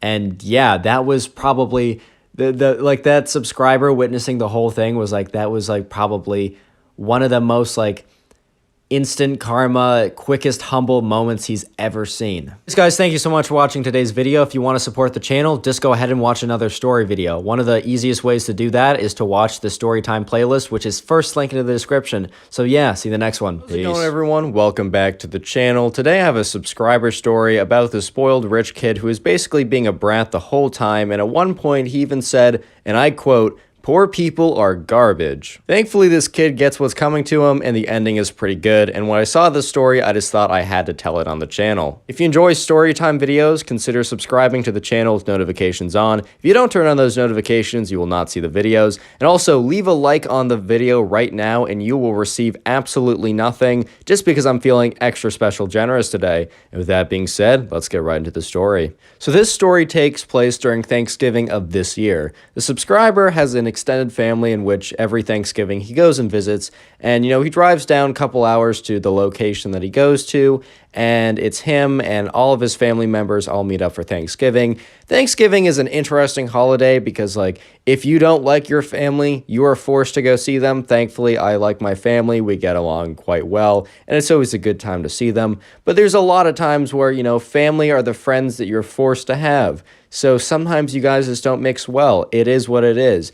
But, this subscriber really likes everyone in his family, except there's this one cousin he has, which he cannot stand. Subscriber was, pretty middle class. He just was like kind of like normal guy, right? And the rest of his family was kind of in the same situation, except he had this one cousin who came from a very, very, very rich family. And there's nothing inherently wrong with that at all. In fact, it's totally fine, right? It's more the attitude and the way you go about it, right? And this cousin had a terrible attitude. And the thing is, I saw a comment on a video I made about another situation or another story that was kind of similar, where someone was just kind of being bratty because they had money. And someone said it really is the parents' fault. And the thing is, I will kind of have to agree. This kid was like 9, 10 or something. And at that age, you know, it's still a little bit on the kid because like they're doing it and they are at least aware of what they're doing. But at the same time, a lot of it is coming from, you know, how you're raised if your parents didn't enforce rules around this stuff. But anyways, right, so there's this cousin that the subscriber hates, and he was really hoping that the cousin would, I don't know, go to like some fancy trip in Spain or something for Thanksgiving instead. He was really hoping he would like get lucky and they'd be like, "Oh no, we're going to Norway to like I don't even know, man. We can't come." But nope, they had no plans. And the mom of the cousin was like, "Oh, we're so excited to see you guys." And the subscriber was like, okay. Anyway, so he's driving down and he's talking to his mom a little bit, or the subscriber is driving down to be clear. So the subscriber talks to his mom and he's kind of like explaining why he's like a little bit bummed out to go. And his mom's like, "Yeah, you know, your cousin does not have the right manners. He doesn't really know. He definitely needs like, his mom really needs to step up the game." But the thing is, we need to see the rest of your family, right? We're only able to do this, you know, once a year to get everyone together. And don't you like the rest of your family? And the subscriber was like, "Yeah, you know, I do really like the rest of my family. And I should just suck it up because, you know, this guy, how bad can my cousin be, man? How bad can my cousin be?" And let me just say, he underestimated how bad his cousin could be, bro. So let's give the cousin a name. Let's call the cousin Jimmy. Yeah, the cousin's name's going to be Jimmy for the sake of this video. Obviously, his name is not actually Jimmy. I actually didn't even get the name. So there's like a small chance it actually is Jimmy, but it's not Jimmy. That's the fake name we'll use for the cousin. Anyway, so the subscriber eventually gets to the house of his, I think it was like his aunt or some family member that kind of hosts this whole thing. And he gets there and Jimmy is not there. His cousin Jimmy is not there. But basically every other family member is there, right? So he's actually the subscribers having a really good time just, you know, interacting with his, you know, his family, just like catching up. He hasn't seen them in over a year since the last time he's seen them all in one place was, you know, last Thanksgiving. But normally he'll see some of them more often, but this year was just kind of crazy. And he didn't see any of them during the whole year. But then they hear a car pull up outside and the subscriber is just like, okay, this is Jimmy. So he, you know, he kind of like gets up and he peeks out the window and outside is this like super nice car. He's like, "Yep, okay, there's no shot this isn't Jimmy at this point." So, you know, they're waiting at the door and they hear the doorbell ring and, you know, the dogs are barking and the dude's like, "Okay, it's only a matter of time. Like, he's here. Just get over yourself, bro." So subscriber's like, "Dude, you just got to get through this one night and also just don't hang out with him, man. Like, it's not that hard. Literally hang out with everyone else." The problem was like, he was like the age of the subscriber. Oh no, the subscriber was the age of like Jimmy, the cousin. And they were kind of younger than everyone else there. There was a lot of like older relatives and then there were some kids, but the kids were like 18, 19. They were like, I don't know, like 11, 10. So he was kind of bound to be hanging out with the cousin, but he was really hoping he'd get lucky and just be able to hang out with the older kids and then also, you know, the parents or whatever. But yeah, anyway, so Jimmy walks in and his mom's like, "Oh, hi everyone. Oh man, I missed you guys so much. It's so good to see you." You know how it goes. So they kind of go around saying hi to everyone and then eventually Jimmy goes around saying hi to the subscriber. And he kind of just looks at him and he's like, "Hi." And, you know, at first the subscriber was like, oh, maybe he's just kind of shy. But he kind of felt like he was being snubbed a little bit because Jimmy was kind of gave him a look. Like, no enthusiasm, no care in the world. Was just like, "Hi there, cousin I'm forced to be with." The whole family kind of like gathers around besides some people in the kitchen that are kind of like finishing up the Thanksgiving meal, getting it ready. And the meal would probably be ready in like an hour or so. So the whole family decided to kind of gather together and just kind of like talk amongst each other, you know, just kind of like be there.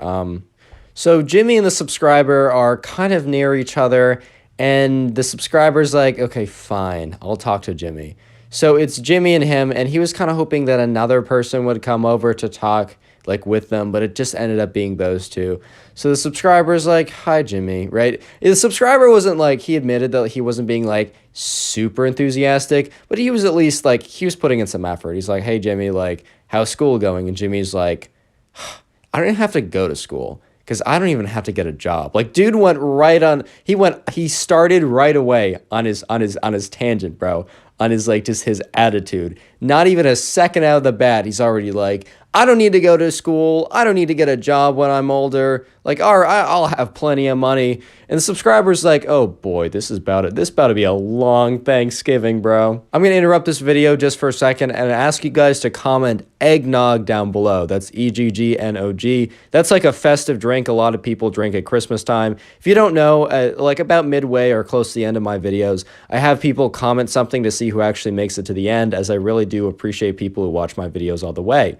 And yeah, we're commenting eggnog today. And also, if you want a lot of hearts from me and you want to farm like top commenter or most hearts on the channel, I'm trying to heart as many comments that just comment eggnog down below. So yeah, anyways, back to the story. So the subscriber kind of responds to Jimmy, and just to recap, the subscriber just asked Jimmy like, oh, how's school going? And Jimmy said, oh, I hate it. It's so stupid. Like, why am I even going? Because I don't even need to work when I'm out of college, right?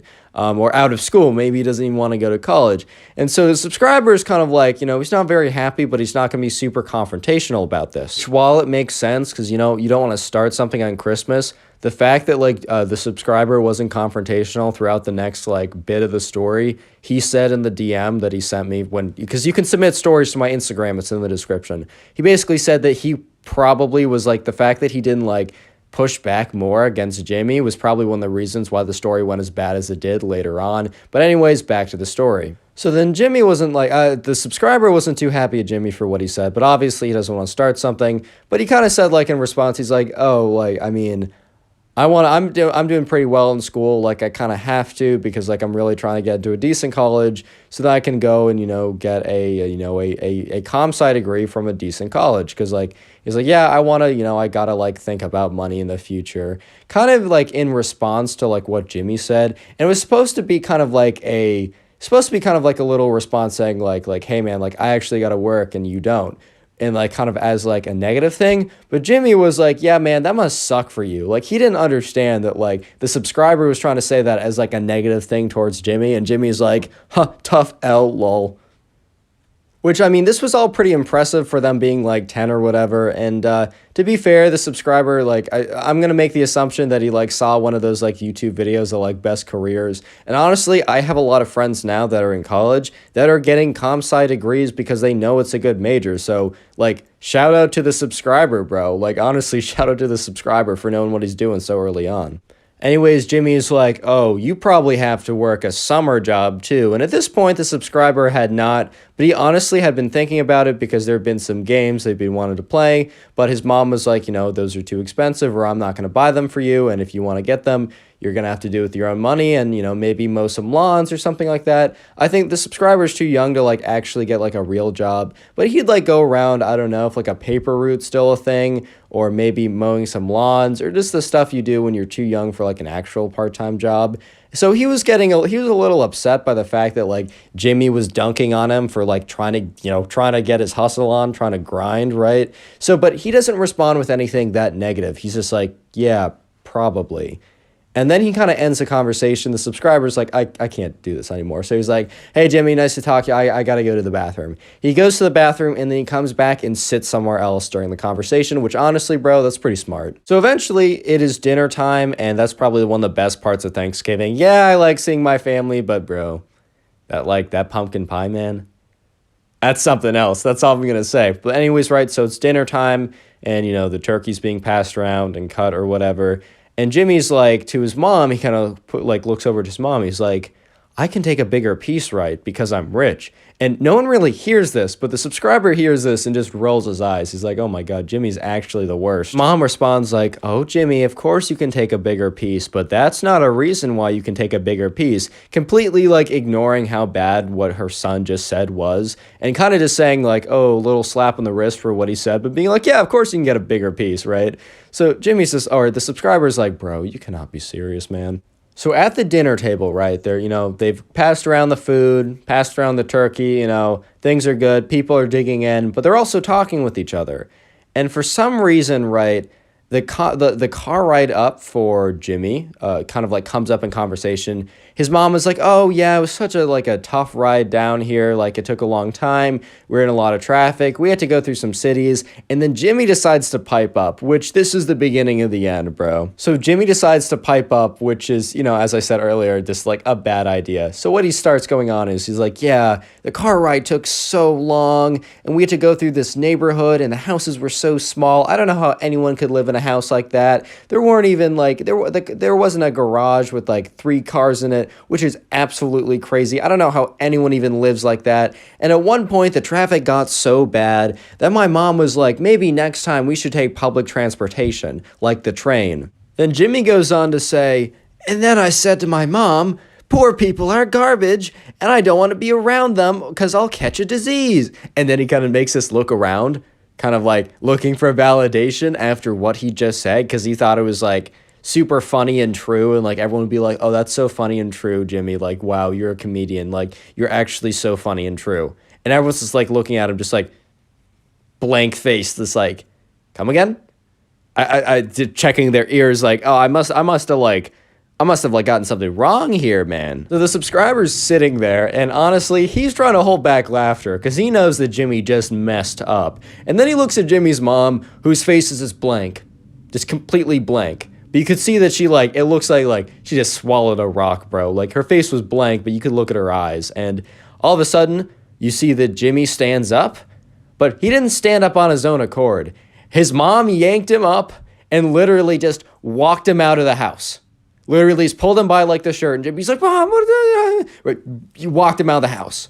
And then like the dinner table was so silent, and they just wait like a minute, and then they hear a car engine go, and they hear a car leave, and the subscriber's like, no way, dude, this isn't real. He runs out to look out the window, Jimmy's car's gone. And he comes back to the table, and he's just like, what just happened? And nothing really happened after that besides the subscriber and his family had a great Thanksgiving. And yeah, that was quite an ending, so I thought I had to tell that in the story.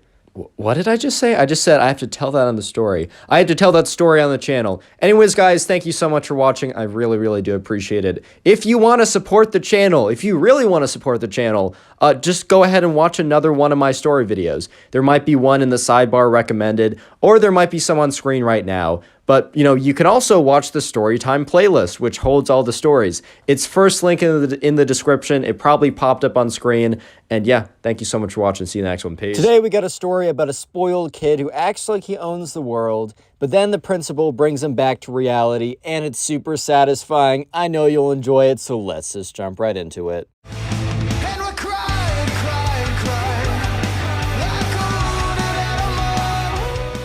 So we're going to call the subscriber who submitted this story Jeff. So anyways, right, there was a kid in Jeff's class who we're going to call the spoiled kid because he was genuinely just like the most spoiled kid on planet Earth. His parents gave him everything, and because he always got anything he ever wanted, he just had an air of entitlement to him. He genuinely believed that he received everything that he's received, not because it was given to him, but because it was his right. He was born into the right to have everything, right? Basically, he believed that, everything that was going well for him in life, he genuinely believed that was because of his own grit or intelligence, or, which, I guess some of it was, but the majority of, what he had was because it was given to him. So this can kind of mess up a kid when this happens to them because they'll basically have their ego inflated so bad that they'll end up doing ridiculous stuff. And this was a great example of it. So this spoiled kid, right? One day, Jeff had a girlfriend. We're going to call this, what are we going to call her? We're going to call her Maddie, right? So Jeff's girlfriend, Maddie, they've been together for a year. They were a solid relationship, right? So this was high school for context for the setting. And Maddie and Jeff were together for a while, and they were a very strong relationship. There was no way that Maddie was going to cheat on him. However, the spoiled kid, who believed that he was entitled to everything in the planet, saw Maddie, thought she was beautiful, and decided, you know what? That's my girl now, man. He genuinely believed that oh, wow, if I want something, I will get it.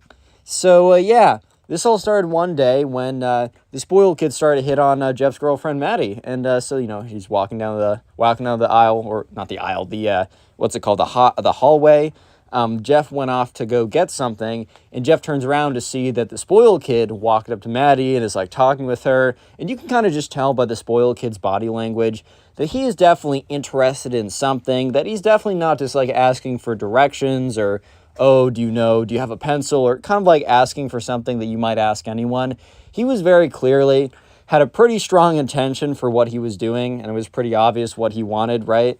So, Maddie started walking back to Jeff, the subscriber, and Jeff was like, oh, like, what's that? Because Jeff thought, okay, maybe Maddie and the spoiled kid were friends or something, and he just didn't know anything about it. And Maddie's like, I think that guy just hit on me. And Jeff turns around to see the spoiled kid, and they both look at the spoiled kid, and the spoiled kid turns around and literally winks at Maddie, gives her the 2 finger guns, and then walks away. Like the cringiest thing you've ever seen, bro. So sure enough, Jeff looks at Maddie and is like, ew, what?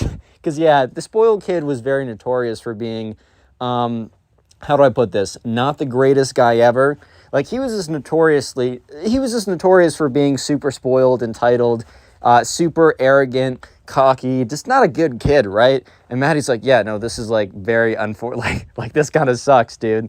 Like I don't want to have to like reject him, but I also am going to reject him. And Jeff's like I think it's pretty obvious. I think it's pretty common knowledge that you and I have been in a relationship for a while. It's not like we've been hiding it. It's not like some kind of big secret we have kept from everyone. And Maddie's like, yeah, I'm like 90% sure he knows that too. So I don't really know what he's doing. And they kind of came to the conclusion that the spoiled kid did know that Maddie was in a relationship with Jeff. But, at the end of the day, if you've gotten everything you've ever wanted, and if you wanted something, you get it no matter what. Like, at the end of the day, I think the spoiled kid had the mentality of just because, like, there's a goalie in the goal doesn't mean I can't score, bro. I'm still going to make my moves, which he will make his moves in just a second. Don't worry, boys and girls. But anyways, so Maddie's like, oh, God, like, he definitely knows. And Jeff's like, dude, yeah, he definitely does know. Maddie's like, okay, well, I'm going to have to reject him, right?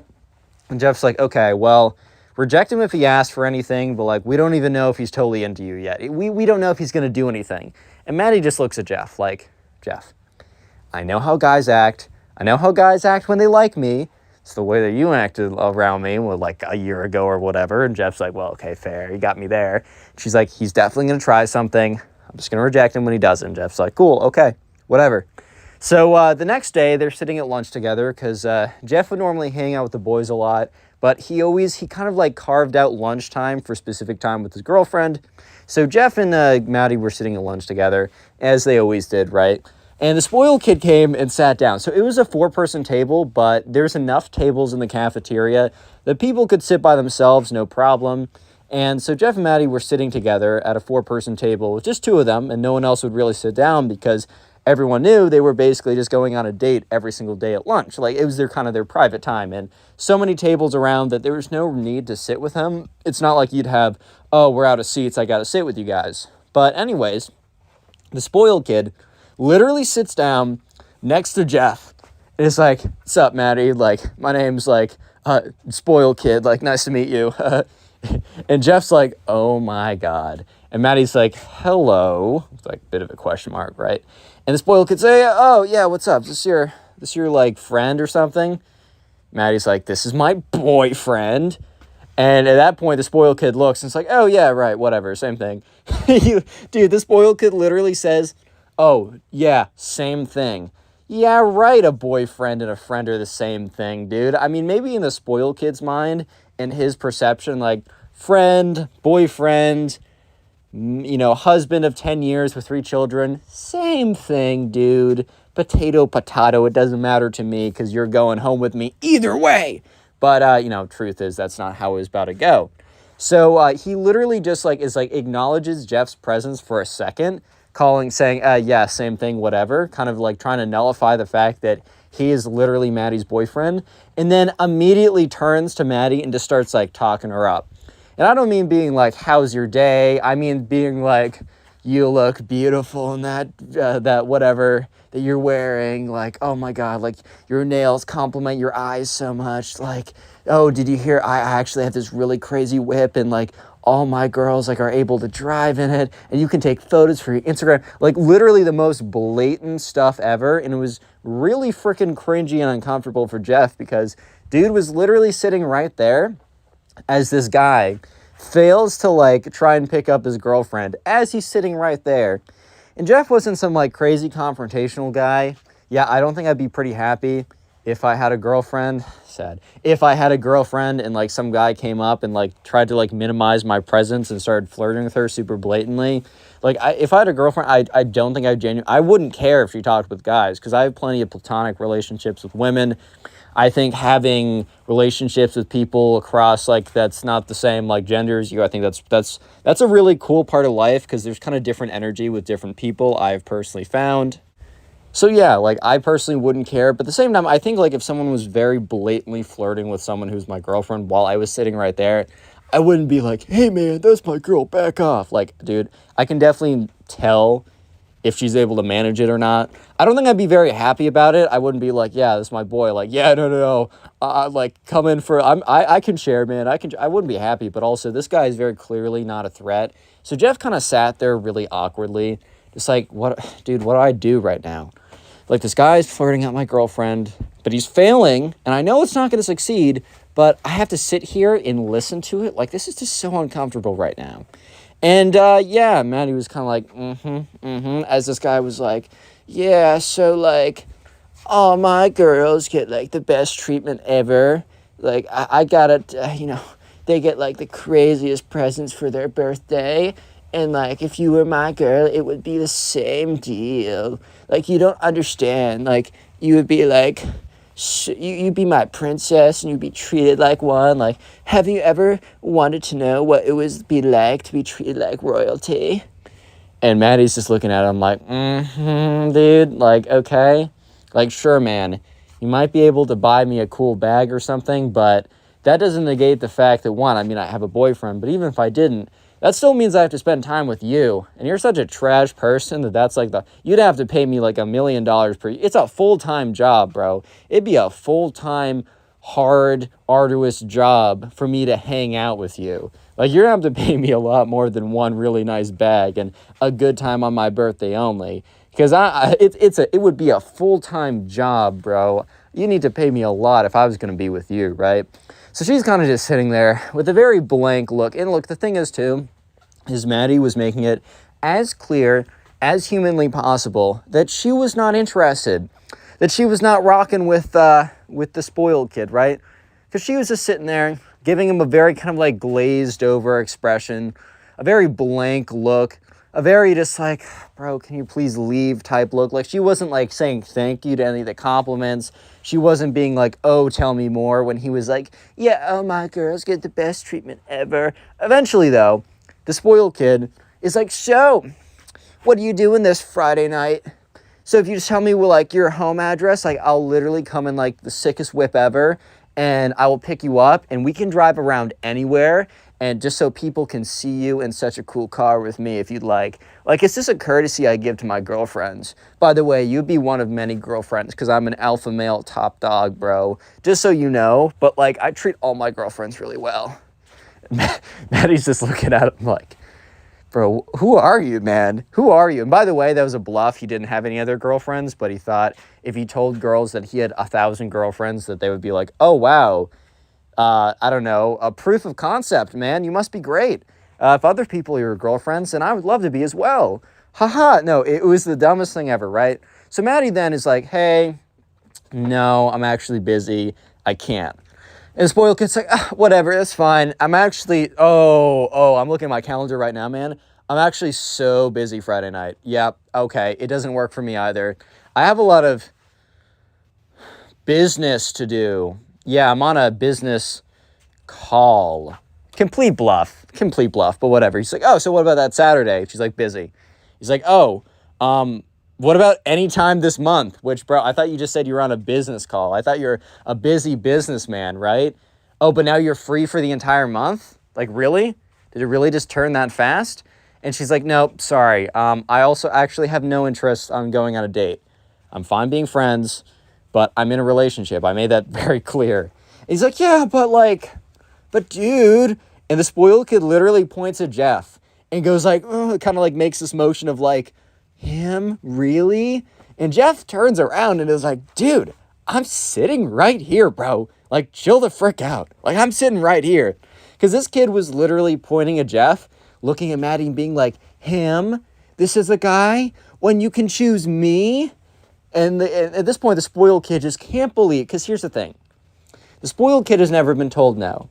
He's received everything, and he's never had to work for anything. And he has just been told no. His entire world has just been turned upside down because someone told him no. This is unheard of. This is unbelievable. The spoiled kid can't believe his ears. Someone said no to him. That's ridiculous, man. But sure enough, right? Sure enough, Maddie holds her ground. She's like, no, sorry.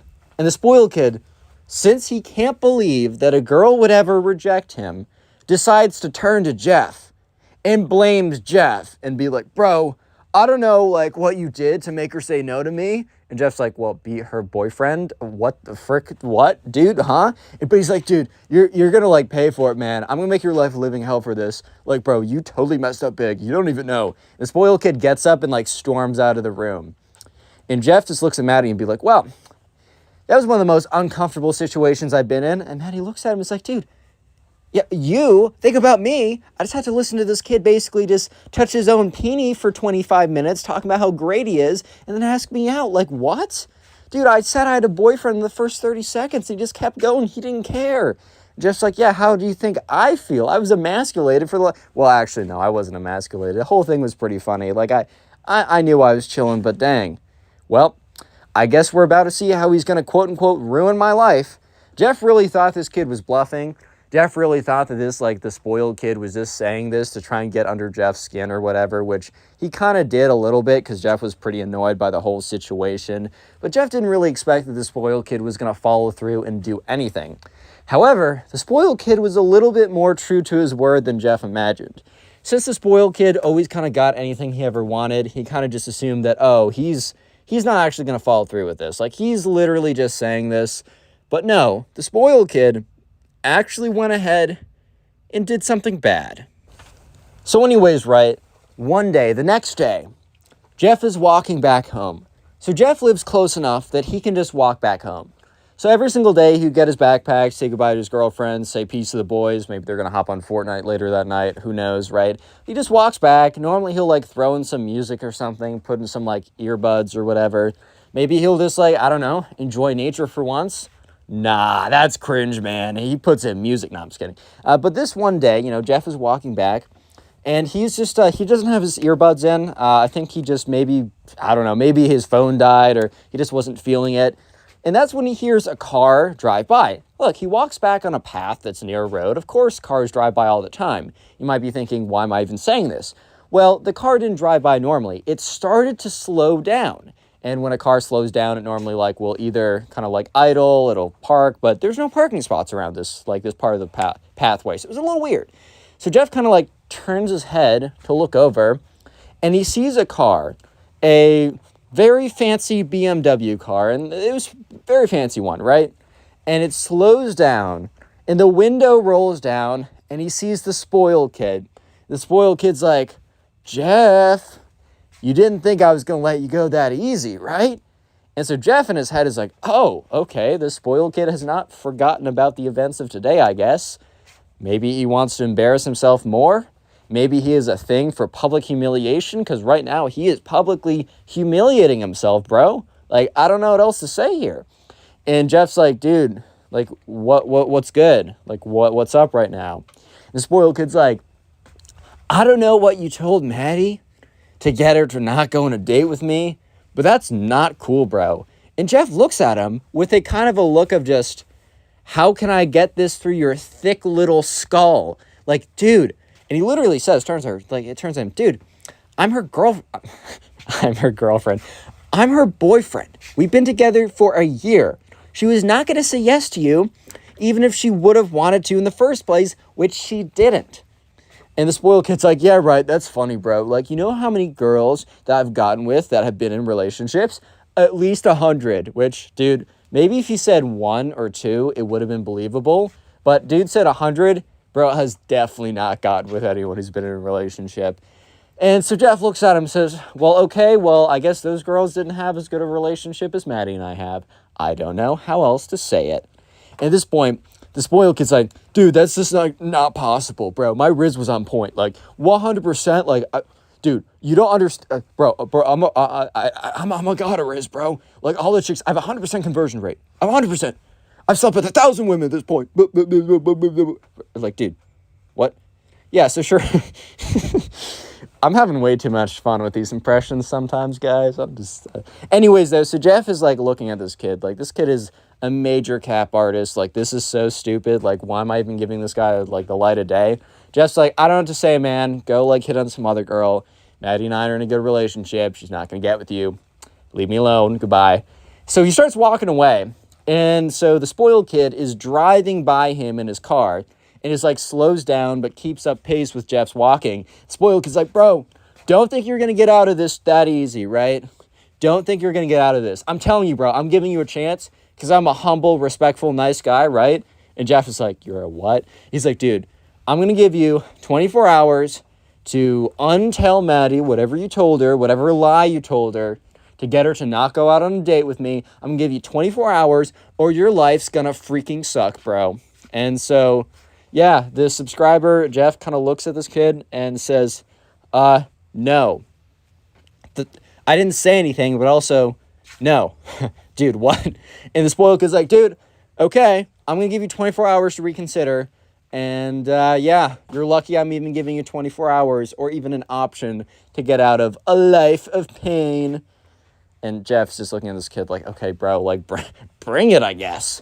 So, yeah, Jeff walks away and the kid drives away. And Jeff is kind of just thinking to himself, what the frick just happened? So he picks up his phone, calls Maddie. Maddie's like, oh, what's good? He's like, dude, the spoiled kid just came up to me and said that, like, I had 24 hours to untell you whatever I told you that made you not go out with him. Because it definitely wasn't because, A, we're in a relationship, and B, because maybe he's just not attractive to people like you because of his character and how much of a skadoosh he is. Like, maybe that's the reason. And Maddie's like, yeah, this kid's delusional. And he said, I have 24 hours or my life will be, like, terrible, and he'll make it terrible. And Maddie's like, oh, well, that's not good. And he's like, yeah, Maddie, don't worry about it. Like, I really don't care. This kid, what can this kid do? So this kid actually did some stuff. Yeah, and we're going to get into that. So the spoiled kid, I'm not going to tell you. I will tell you in a second. But the next day, Jeff gets into school. And Jeff is friendly with a lot of people. Jeff is friends with a lot of people, but he's only close friends with a couple. Honestly, that's kind of how it goes. You really only need 2 or 3 really tight-knit friends, and then what beyond that is kind of just gravy, in my opinion. I think it's really nice to be friendly with a ton of people. Maybe you have like boys in a class, like you know someone in your class, you always hang out with them, you chill with them in class, but you don't talk to them that much outside of class. Maybe you walk to class with some guys, or maybe you chill with someone at one, like people you aren't that close with, but it's just nice to kind of have a network of people you're friends with. So anyways, Jeff got into school, and there's kind of like a routine he'd go through. Like he'd see person X for a second. He'd see person Y as they're walking by. He'd catch up with person Z. All these people would see him, would turn away, basically run away from him. Out of like the 15 people Jeff normally spoke with every day, 0. 0 out of 15. They all saw him coming and turned and went the other way. Jeff didn't make the connection, but he was like, dude, something's really weird. And it was just really weird, dude. Like, Jeff had no idea how to react to it. So Jeff, like, at lunch, like, sits down and talks to his girlfriend. He's like, hey, like, people are acting really weird to me today. And she's like, Jeff, like, I need to tell you something. And he's like, yeah, Maddie, like, what's good? And she's like, I heard, like, the spoiled kid did something crazy. And Jeff's like, crazier than yesterday? And she's like, yes, much crazier. Basically, this kid has gone around and figured out everybody that you talk with, and basically he's paying them every single day to not talk to you and to avoid you. Apparently he's paying them like $10 every single day just to not talk to you. And at this point, Jeff's like, what? Yeah, so the spoiled kid had access to a lot of money, and I know some of you guys might be thinking $10, like really, but you have to realize, first of all, this is high school. $10 is freaking huge. Like, even now, like, I'd do stuff for $10. But at the same time, it's like, especially in high school, $10 a day. And also, the only thing you have to do is just not talk to someone you're not even super close with. Like, all 15 of those people did it. Are they kind of snakes for doing it? Yeah, a little bit. But at the end, it was a good deal, like the free market, I guess. But anyways, so Jeff's like, well, that explains all the weirdness that's happening today. And Maddie's like, I'm sorry, like this is my fault. And he's like, no, this is not your fault. This is this cringe kid who can't accept that he loses, right? He can't accept that he doesn't get everything that he ever wants. You know what? Let's play hardball. I don't care. So Jeff only had one friend. He had his girlfriend, and then he had one friend. He used to talk to like 20, 30 people every single day. Social life got super reduced, completely cut down. Jeff kind of expected that the spoiled kid would just stop after a couple days, and he'd be able to talk to these people again, even though he doesn't even really know if he wants to talk to these people again, because he doesn't really know if he wants to associate with people that would completely drop him for BS reasons for only $10. Like, really, man? Really, dude? But anyways, it just keeps going. And after about a week and a half, Jeff's like low-key not having a good time, dude. Because there's like one person that he talks with, and he kind of like, because this is like his close friend, right? It's his girlfriend and his close friend. But he misses like being able to talk with a bunch of people. And the spoiled kid is not letting down. If anything, he's paying off more and more people to not talk to Jeff, to exclude him from activities outside of school, to not let him like do stuff, whatever. And Jeff's social life is kind of getting crunched, which is really unfortunate. So Jeff goes to one of his close, not friends, but someone that he looks up to, someone that he has a great relationship with, and that is the principal. Yes, finally, not the main character, but the secret character that's in the title that is going to come in and save the day is finally being introduced. So Jeff and the principal went way back. So a long time ago, Jeff was a lot more of a rowdy kid who would break a lot more rules. He broke a pretty big rule, and like him and the principal had to spend a lot of time together because like he did something kind of bad. It wasn't like terrible, but it was like, for the time, it wasn't great. And him and Jeff actually bonded over a lot of stuff. They both had specific family life issues that they could relate on, and he kind of became a secondary father mentor figure type thing. And Jeff would go speak with the principal every once in a while about like life, about things, how things were going. Jeff was doing pretty well in school, and he wasn't breaking any rules or anything, completely changed his trajectory. It was mostly all thanks to the principal. So this time, he asked the principal if he could talk, and they sat down. The principal's like, so, what's up? And Jeff basically explains the last 25 minutes to the principal. I'm not going to re-explain it because you guys have already heard it. And by the end of it, the principal's like, wow, like, I knew that kid was a little weird, but this is really extreme. And the principal, first of all, says, okay, well, as much as this sucks, first thing I will say is that the people that, are being paid $10 to not be friends with you anymore really aren't good friends in the first place. And while this is really unfortunate, I guess it really does show you who is actually your friend or not. And the principal said, I used to have a really big social circle, but, the second I wasn't reaching out to them every 5 seconds, they just kind of fell off the map. And the principal says, I really only talk to like 2 to 3 people every single day now.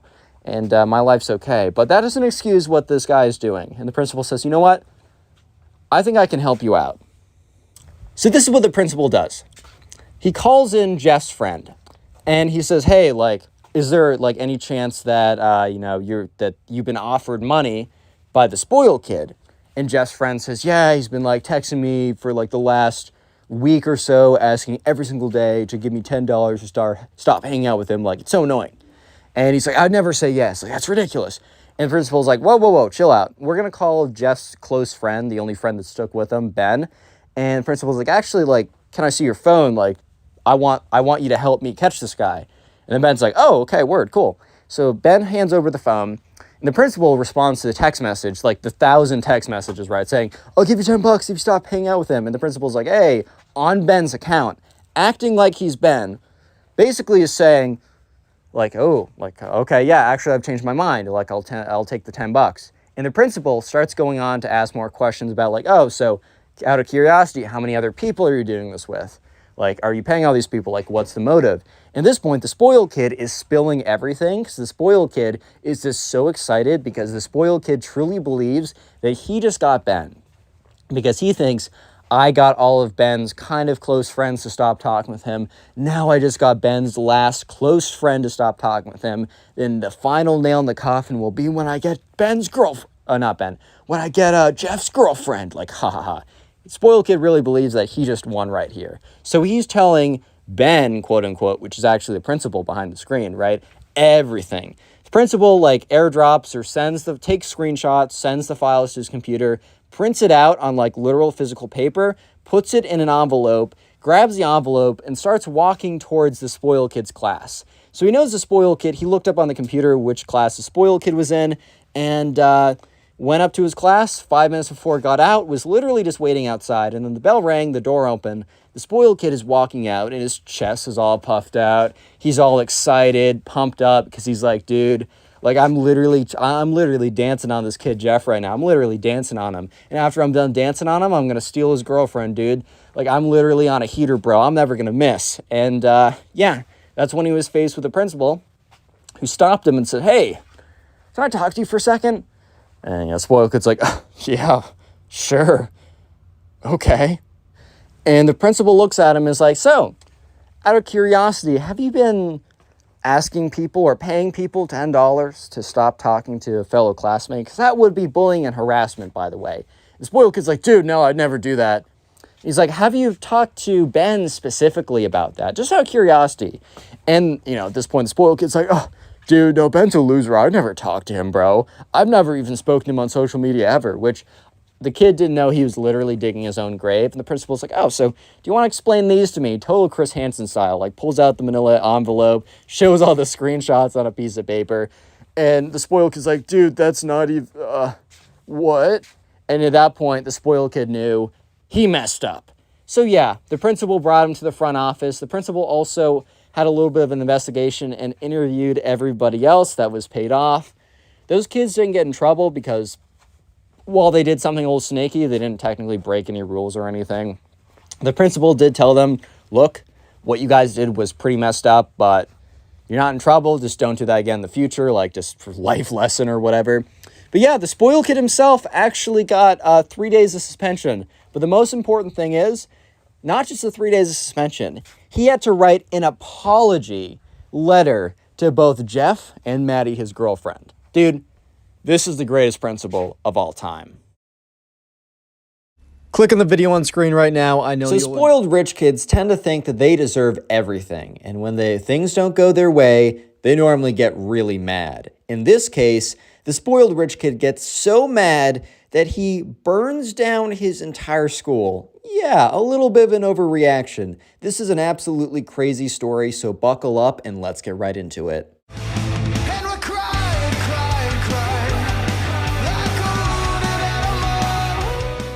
So we're going to call the subscriber who submitted this story Sam. So anyways, there's a spoiled kid. And I'm going to go through the chronicles of everything that happened to the spoiled kid that led up to the point of him wanting to actually and successfully burning down his entire school. Dude, the amount of spoiled kids who commit arson in some way is kind of ridiculous, but you know, it's a good story. So anyways, this all started. Sam was first aware of the spoiled kid because Sam was on the football team at his high school. Sam wasn't the star quarterback or anything, but he was, you know, he'd been playing football for a little bit. He was big enough and, you know, he was solidly on the team. Every single year they had tryouts for the different positions just in case there was kind of a dark horse that they weren't aware of. But most of the time, the coaches knew who was going to be what, and the tryouts were more just to see who would be on kind of like the lower levels of the team that might be able to work their way up next year.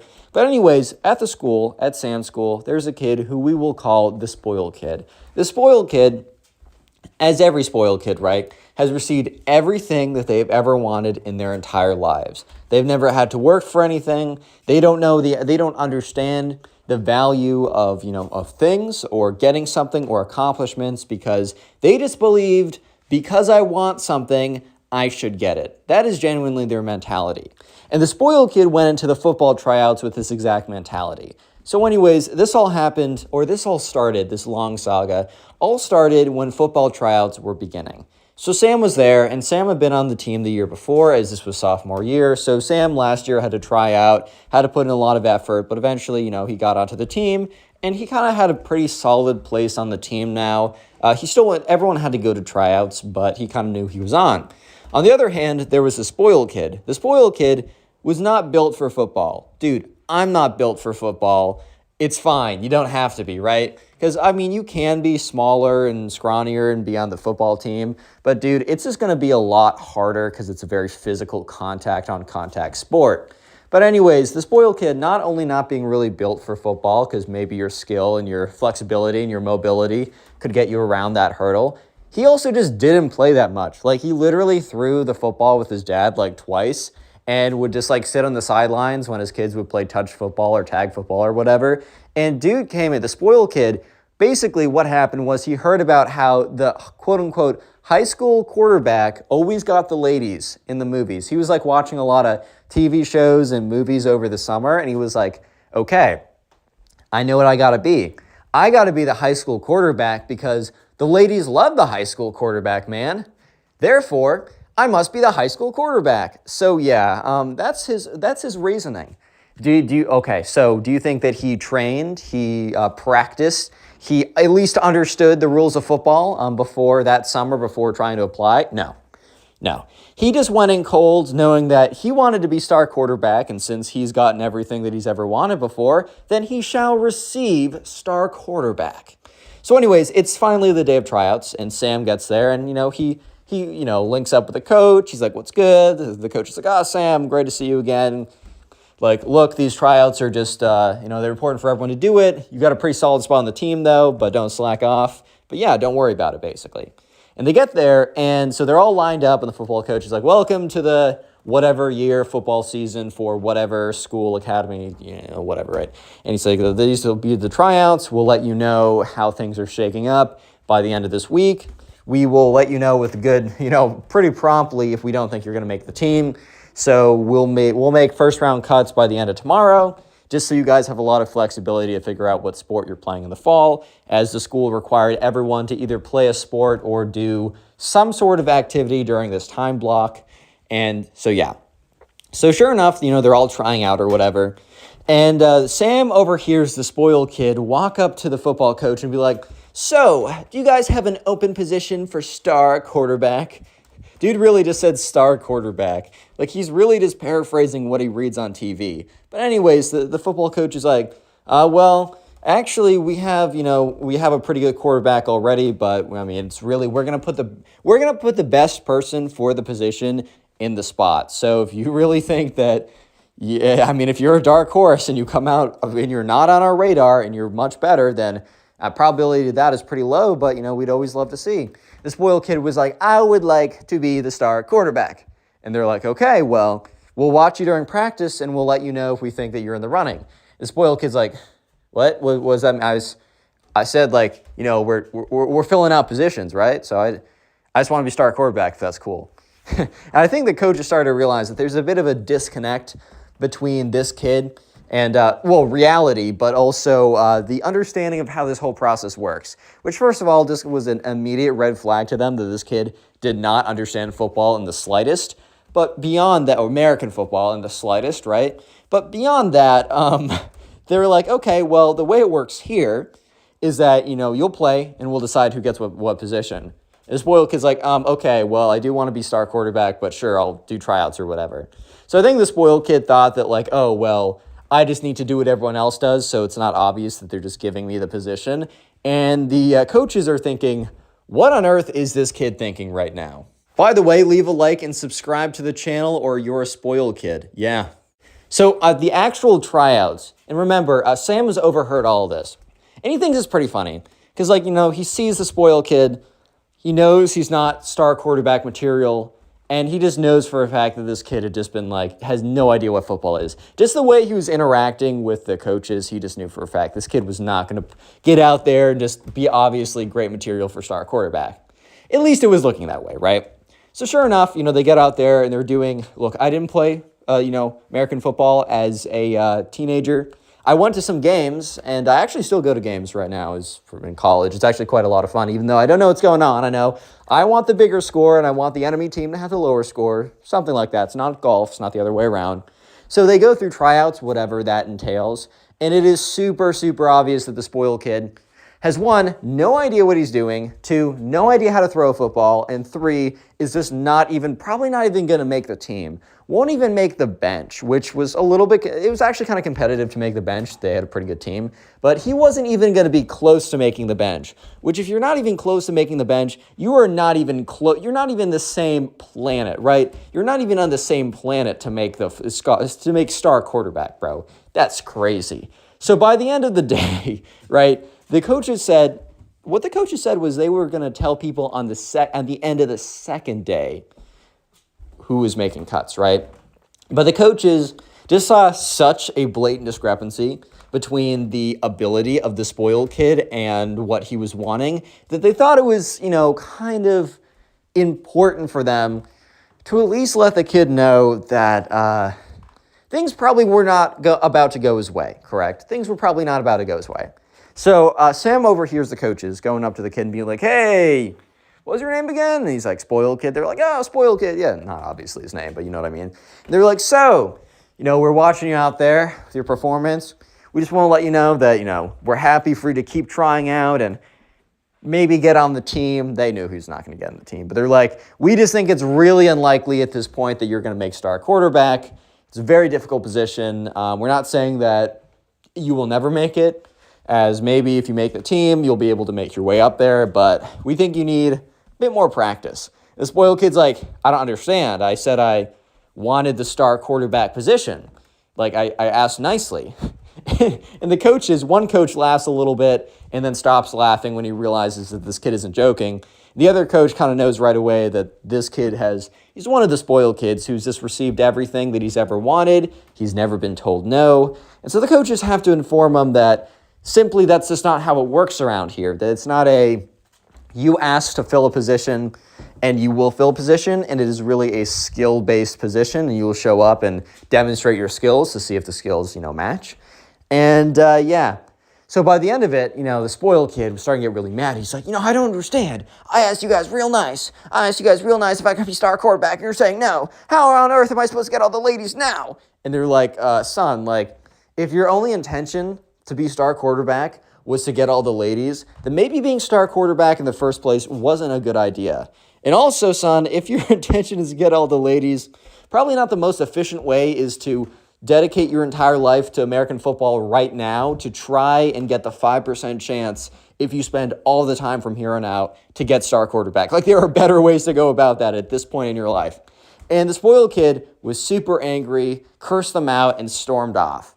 And the thing is, Sam overheard him, and he was mumbling, they're all against me. They all hate me. Oh, sorry, my brain broke. Every other time that I've asked for something, I've gotten it. And now I ask, and they're not giving it to me. They're taking this away from me. They are, and then he kind of goes off mumbling into the distance, right? So this was Sam's first interaction with the spoiled kid. But it simply does not end here. Because the spoiled kid at this point knows that he's not going to make star quarterback, but that doesn't stop him from wanting to ask out the prettiest girl at the school. We're going to call this girl Caroline, right? So Caroline was kind of not notorious means famous with a bad nut. But she also wasn't famous. I don't know how to say it. She was just well known at the high school as being the beauty queen, I guess. I don't really know. I don't know if you guys back in the day had that one girl in your class you're like, dang, she's definitely on top of the food pyramid here. I don't know how else to say it. Sometimes it's not very clear, but sometimes it really is. There's that one girl. And right, the other thing is Caroline, that kind of definitely went to her head. She definitely was aware of it, as, just the way that every guy treated you. And, the girls either completely did anything you said or they hated you. At that point, you kind of became self-aware. She became self-aware and used it. She wasn't known as a great person. She was just known as winning the genetic lottery, right? So right off the bat, Caroline was very, very picky, and she was definitely the type that would have only gone for the star quarterback. And if anything, she was just probably already talking to the star quarterback by the time the spoiled kid wanted to throw his hat in the ring, right? And yeah, so Sam was like always kind of thought that Caroline was kind of pretty or whatever, but he knew better than to try at this stage in life. He's just like, no, look, the things that she values do not align with me. I'm just not this. She's just not going to say yes to me because I don't have enough clout or whatever stupid stuff, right? High school rules are stupid, but there's nothing I can do about it, so I'm just going to let it be. However, the spoiled kid did not realize this, or maybe he did, but he just thought because he's always received everything he's ever wanted, so might as well, ask for this and receive as well. I mean, who knows? Why wouldn't that work? So yeah, the spoiled kid decides that the best way, actually, I'm going to give you guys a little bit of a question and answer. So the question is, how is the spoiled kid going to try and basically woo this girl into liking him? A, he is going to make the effort to start to speak to him, and comment down below before you hear it out which one you think it is. A, he's going to make the effort to go and talk to her. He's going to really put in the time to speak to her. He's going to learn about what she likes and craft conversations based off of that. He's going to show his best face forward. He's going to be polite, yet he's going to be consistent and persistent with what he does, with his trying to talk to her, all that kind of stuff. He is going to be, and then he's eventually going to ask her out on something a little bit more formal, a little bit more formally romantic. I don't know. Go to the movies, get ice cream, something very nice. Or B, he's going to not talk to her at all, but then make a massive scene in front of all of her friends with a big, basically he's going to do something crazy and insane. If you answered A, God bless your soul, but no, it is B. Yeah, so sure enough, one day in lunch, the infamous day that will go down in history, Sam is sitting there with his two friends. They're eating whatever. They're probably complaining about the cafeteria food, being like, dude, this sucks, bro. But that's when they see, or not that's when, but he sees that Caroline is sitting with some of her friends. The other two, the second and third most popular girl, they're all sitting together. And it's very interesting dynamics, but high school dynamics are just weird in the first place. But they're all sitting there, and if you made it this far into the video, comment spoiled down below. Secret word of the day. By the way, I'm on Spotify. I don't know why I say we. These videos are on Spotify. Link is in the pinned comment. And if you're on Spotify, make sure you rate the podcast 5 stars. I think it gets help promote it in the algorithm. I don't know how Spotify works, my friend. I do not know. But anyways, Caroline is sitting with her friends, and that's when the spoiled kid walks in, and he has an electric guitar. You already know that this is about to go south. You already know for a fact that this is not about to go well. The spoiled kid walks in with an electric guitar and a bass boost. So basically, when he plays the electric guitar, it's very loud. And he walks in, and everyone kind of turns their head because it's not every single day that someone walks into the cafeteria with an electric guitar and a bass boost. It's just not every single day that happens. Or an amp or whatever, right? So he walks up, and Caroline and her table looks over at him, kind of laughs or whatever, talks to each other. But then Caroline and her table's expression starts to change from poking fun to genuine confusion to moderate terror as he approaches the table, because it becomes more and more clear that he's beelining it right towards their table. So at this point, Sam is starting to realize this as well. And he's like, oh, good heavens.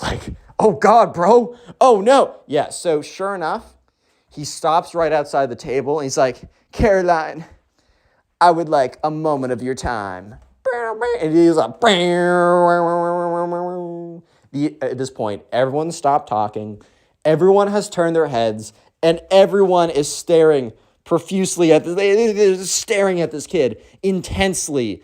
And he's like, Caroline,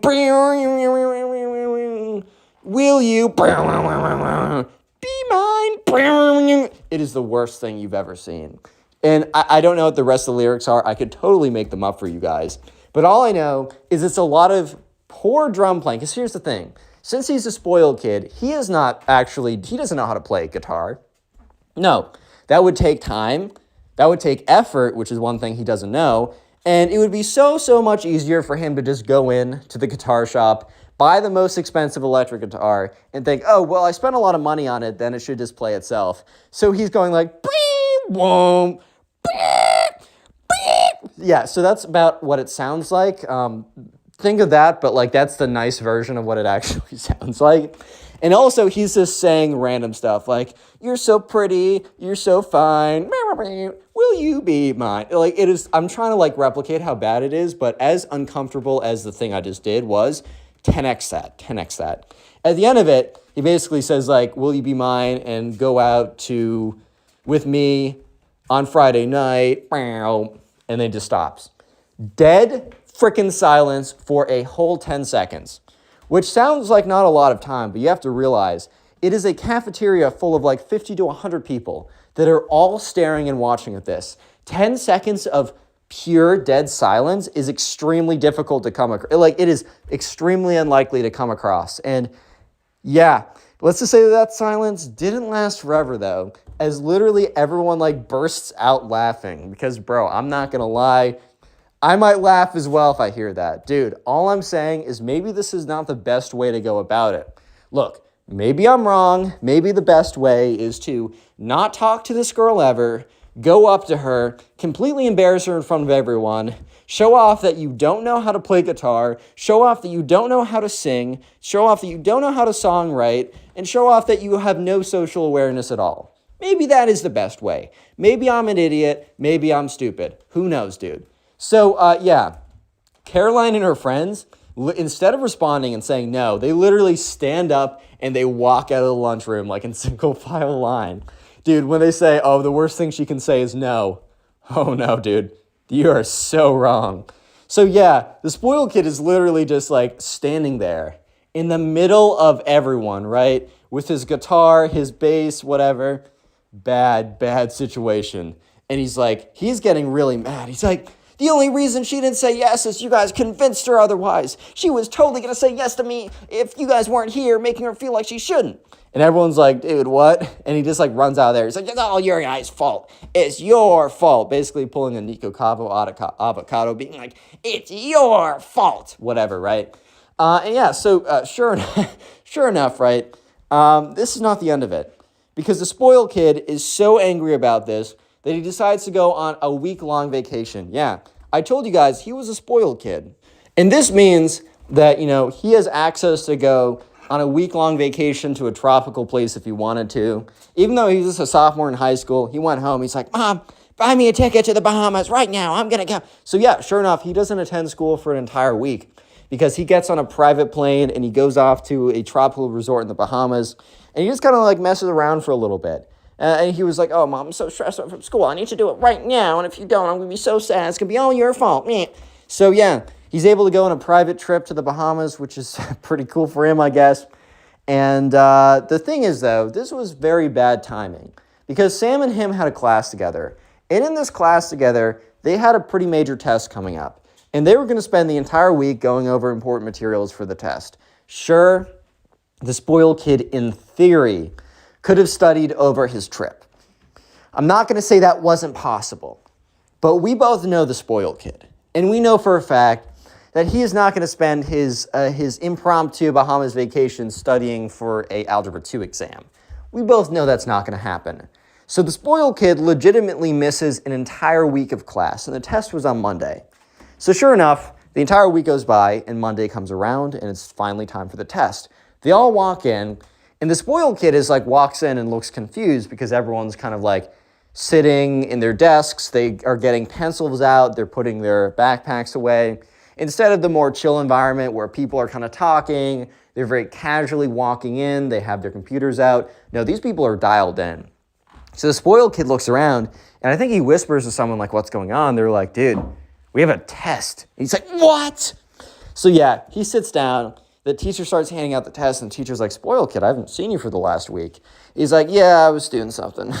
The teacher's like, okay, as long as you cleared that with the front office, which I think his parents did, said, oh, he has a medical emergency, he can't be here or something, which is a lie. He just went on a vacation.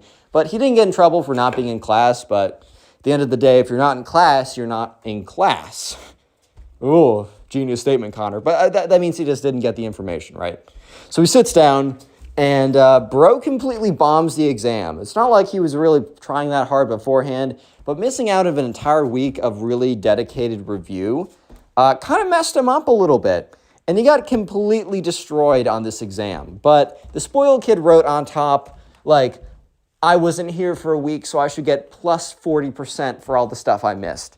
Because the thing is, like, Sam, when he went to hand in his test, he handed his test in right after the spoiled kid did. So he saw what the spoiled kid wrote on his exam, which he was like, dude, just because you missed time doesn't mean you should get bonus points on it. Like, why should you get compensated for not being here and going on a fancy vacation instead of, suffering through class like all the rest of us have? No, like, that's obviously ridiculous. And Sam knew for a fact that he was not going to get a 40-point boost for not being here. Like, if anything, he's lucky he doesn't get any points deducted from his participation for not being there for a week, dude.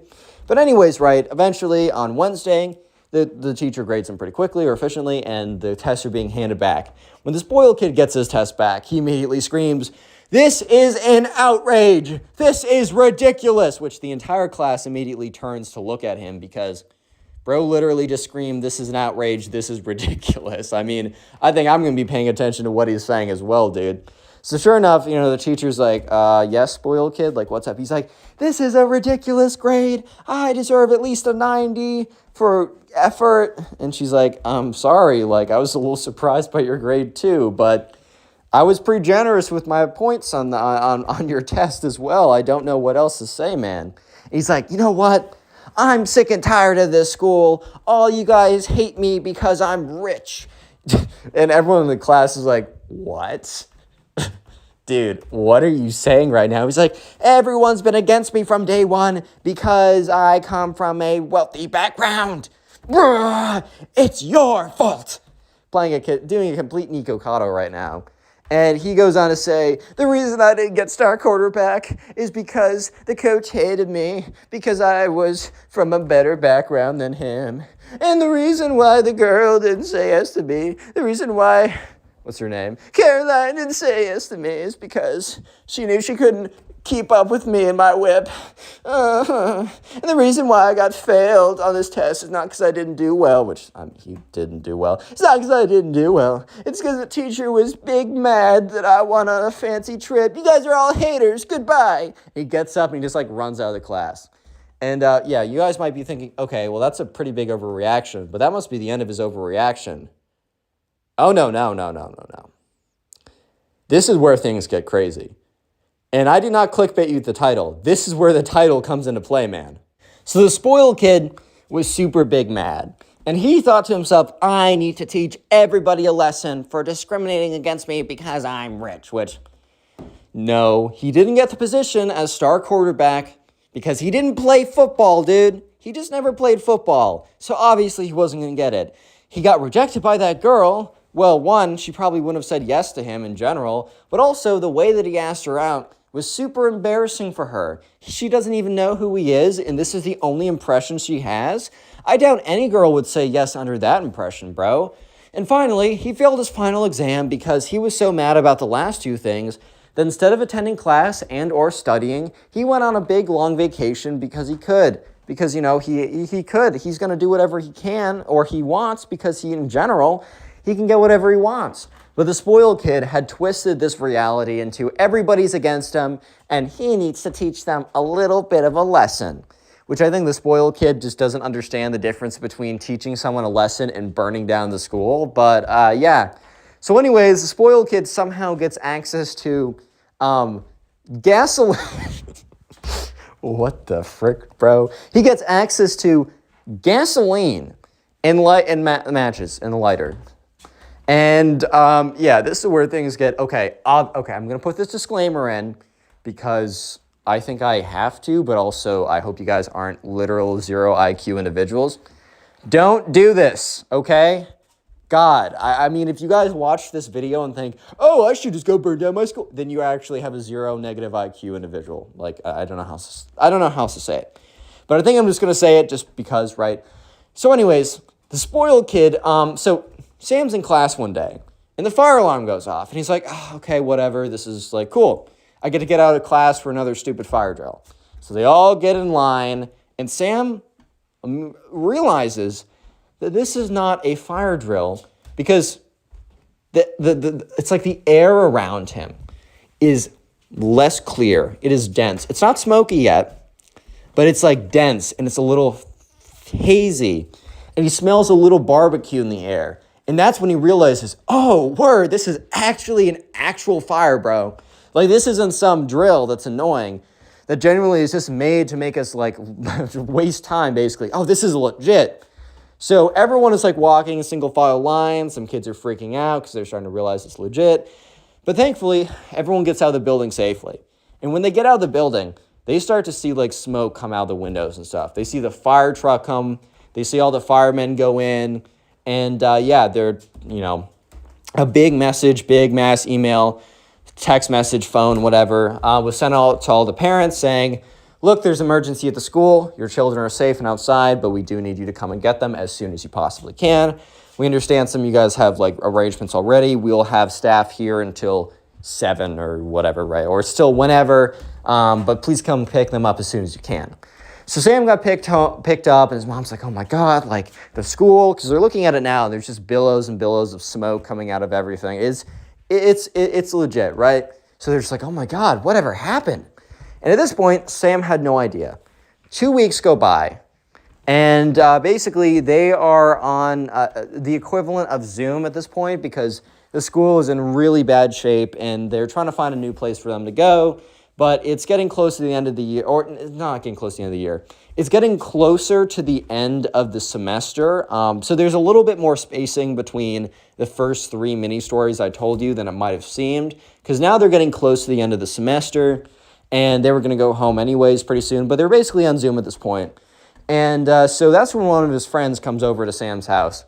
And he's like, bro, I got the whole inside scoop. And Sam's like, okay, like lay it on me. And basically he goes on and says, so the spoiled kid was caught like by one of the teachers with a can of gasoline and a lit match or whatever, or a lighter or something like that. And that's when the teacher's like, what are you doing over here? And that's when the teacher like picked up the gasoline can and realized that it was 95% empty. Like there's just a little bit left. So she's like, was this full when you got here? And the spoiled kid's like, yes, it was. I'm here to teach you guys a lesson. Yeah, so eventually she immediately called like, oh, we have to get the kids out of here. And then immediately, like, fire alarm went off like 30 seconds later. It was crazy. So yeah, the kid was, the school got, school investigation, police investigation. The spoiled kid no longer goes to that school. He's underage. He's not 18, I should say. So it's kind of a weird litigation of what actually happens with him. The spoiled kid's parents are furious. Like, they moved neighborhoods, or they just moved entirely, right?